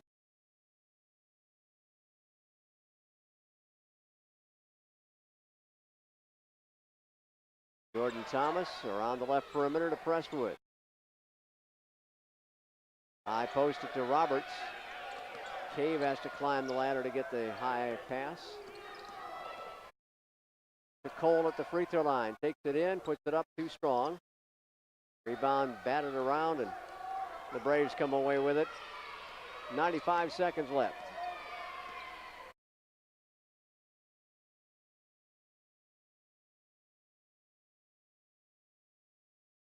So their 6-hour bus trip back to Pembroke, North Carolina will feel a little bit shorter with a big win on the road. The Bobcats will go under 500 for the year overall as Justin Cave gets the lay-in off the steal by the Cats. Foul in the backcourt on GC. It's on Cave, and that'll be 4 on Justin.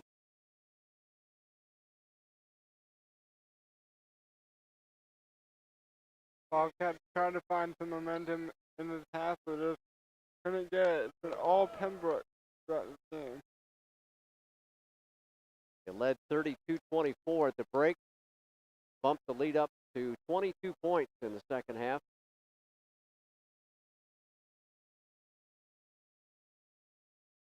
And Strother gets 1 of 2.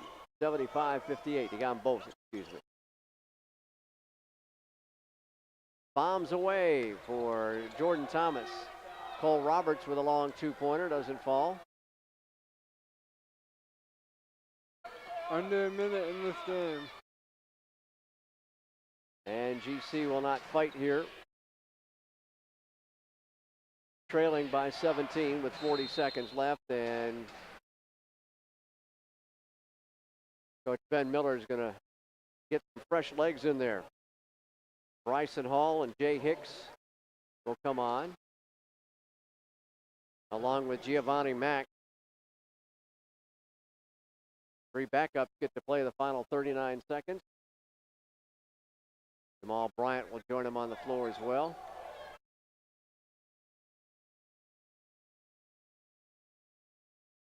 Up on the right wing, he walked with it. Traveling on the red shirt junior from Charlotte and transfer from Texas Southern, Giovanni Mack. Half a minute to go. Cave with a long three, it won't go. Rebound by Jordan. He missed a triple. Tracked down the long rebound, put it up. Oh, it's blocked from behind with 16 seconds to go.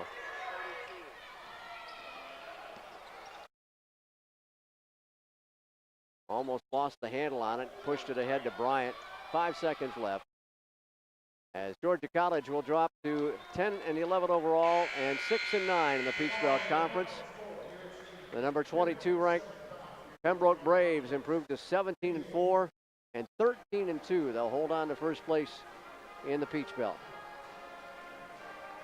Pembroke had all the momentum throughout this 75-58 victory for them. Bobcats just couldn't find it against them today. Not able to take any momentum away from these Braves, even slow them down. We got within 5 or 6 at one point, but that didn't last very long, and the Bobcats will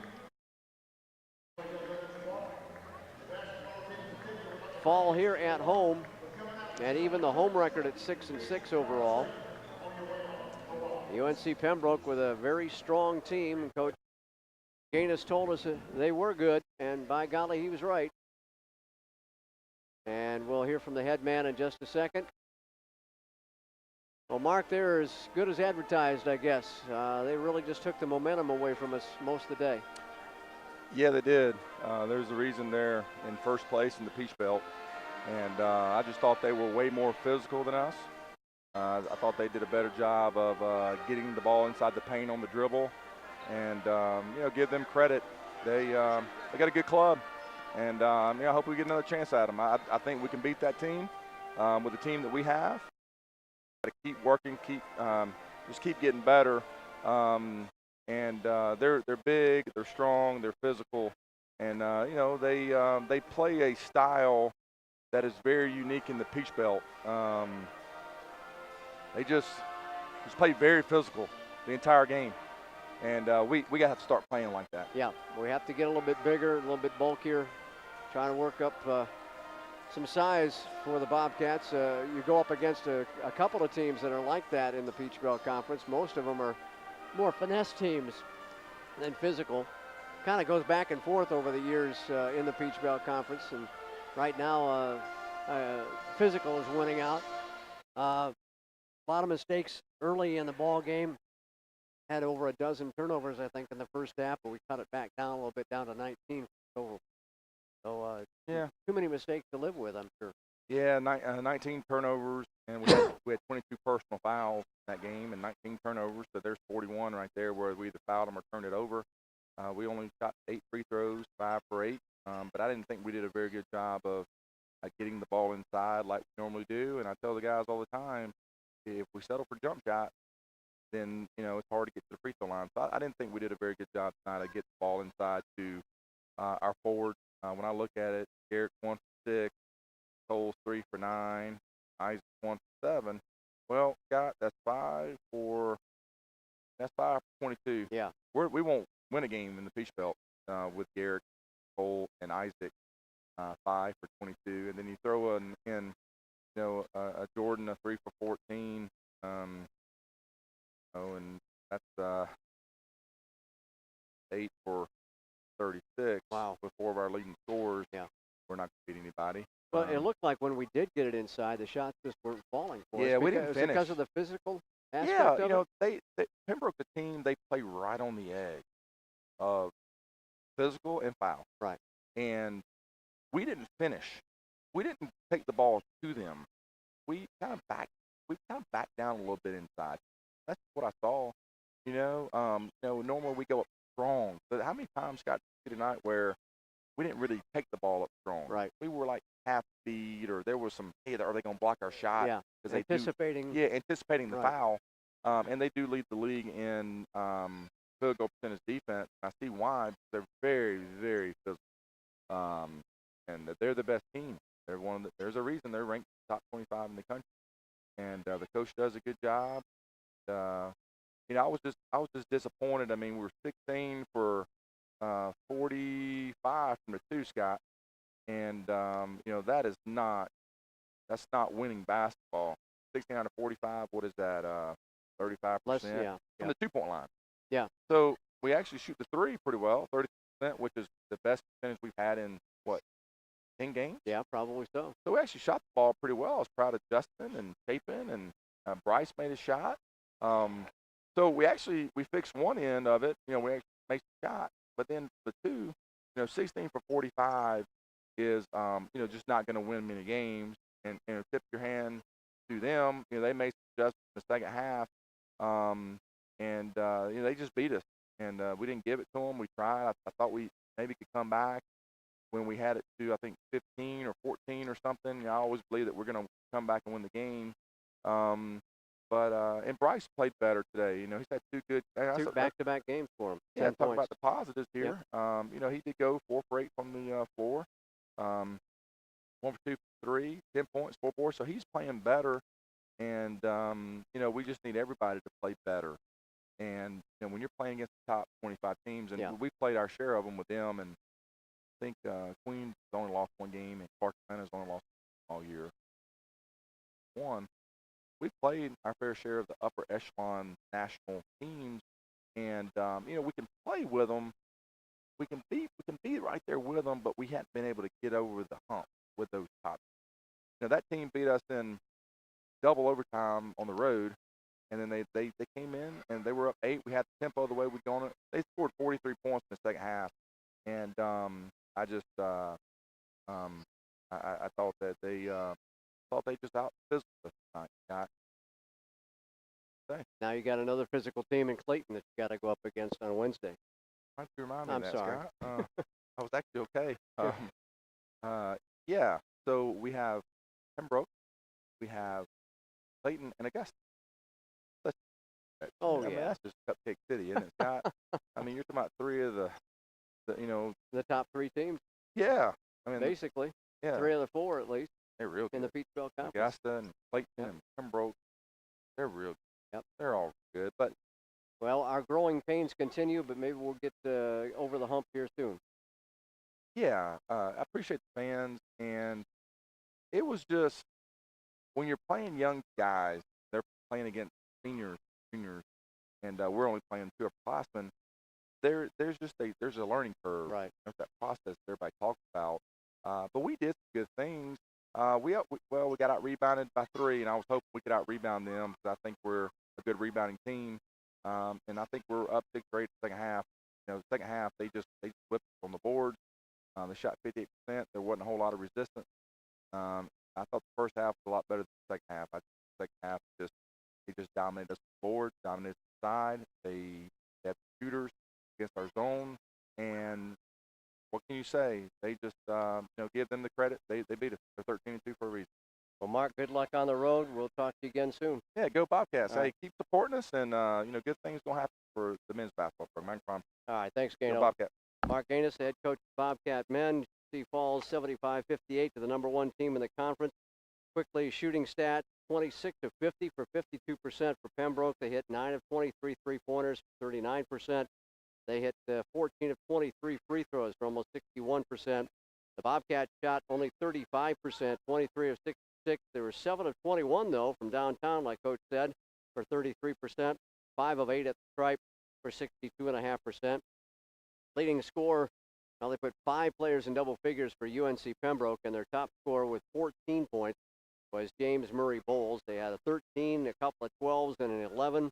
14 points for Chapin Ryerson to lead the Bobcats, 13 for Justin Cave, and 10 for Bryce Booker. Bobcats fell on the boards, as Gano said, 39-36.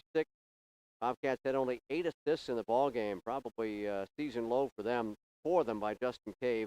Pembroke with 15 assists in the ball game, 5 by David Struther. GC with 19 turnovers, 18 for Pembroke. Bobcats had 4 blocks, 2 by Garrick DeBoles, 7 blocks in the day for UNC Pembroke, paced by Nigel Grant there.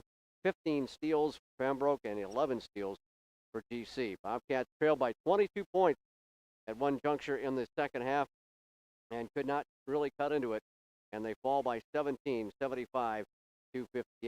Bobcats on the road for the next couple of ball games at least. I think the next 3 games are away, and we will be back here at Centennial when they return. For the producer, for my broadcast partner, Connor King, and for Thompson up top on Ustream, I'm Scott McLeod. We thank you for joining us on the Bobcat Broadcast Network.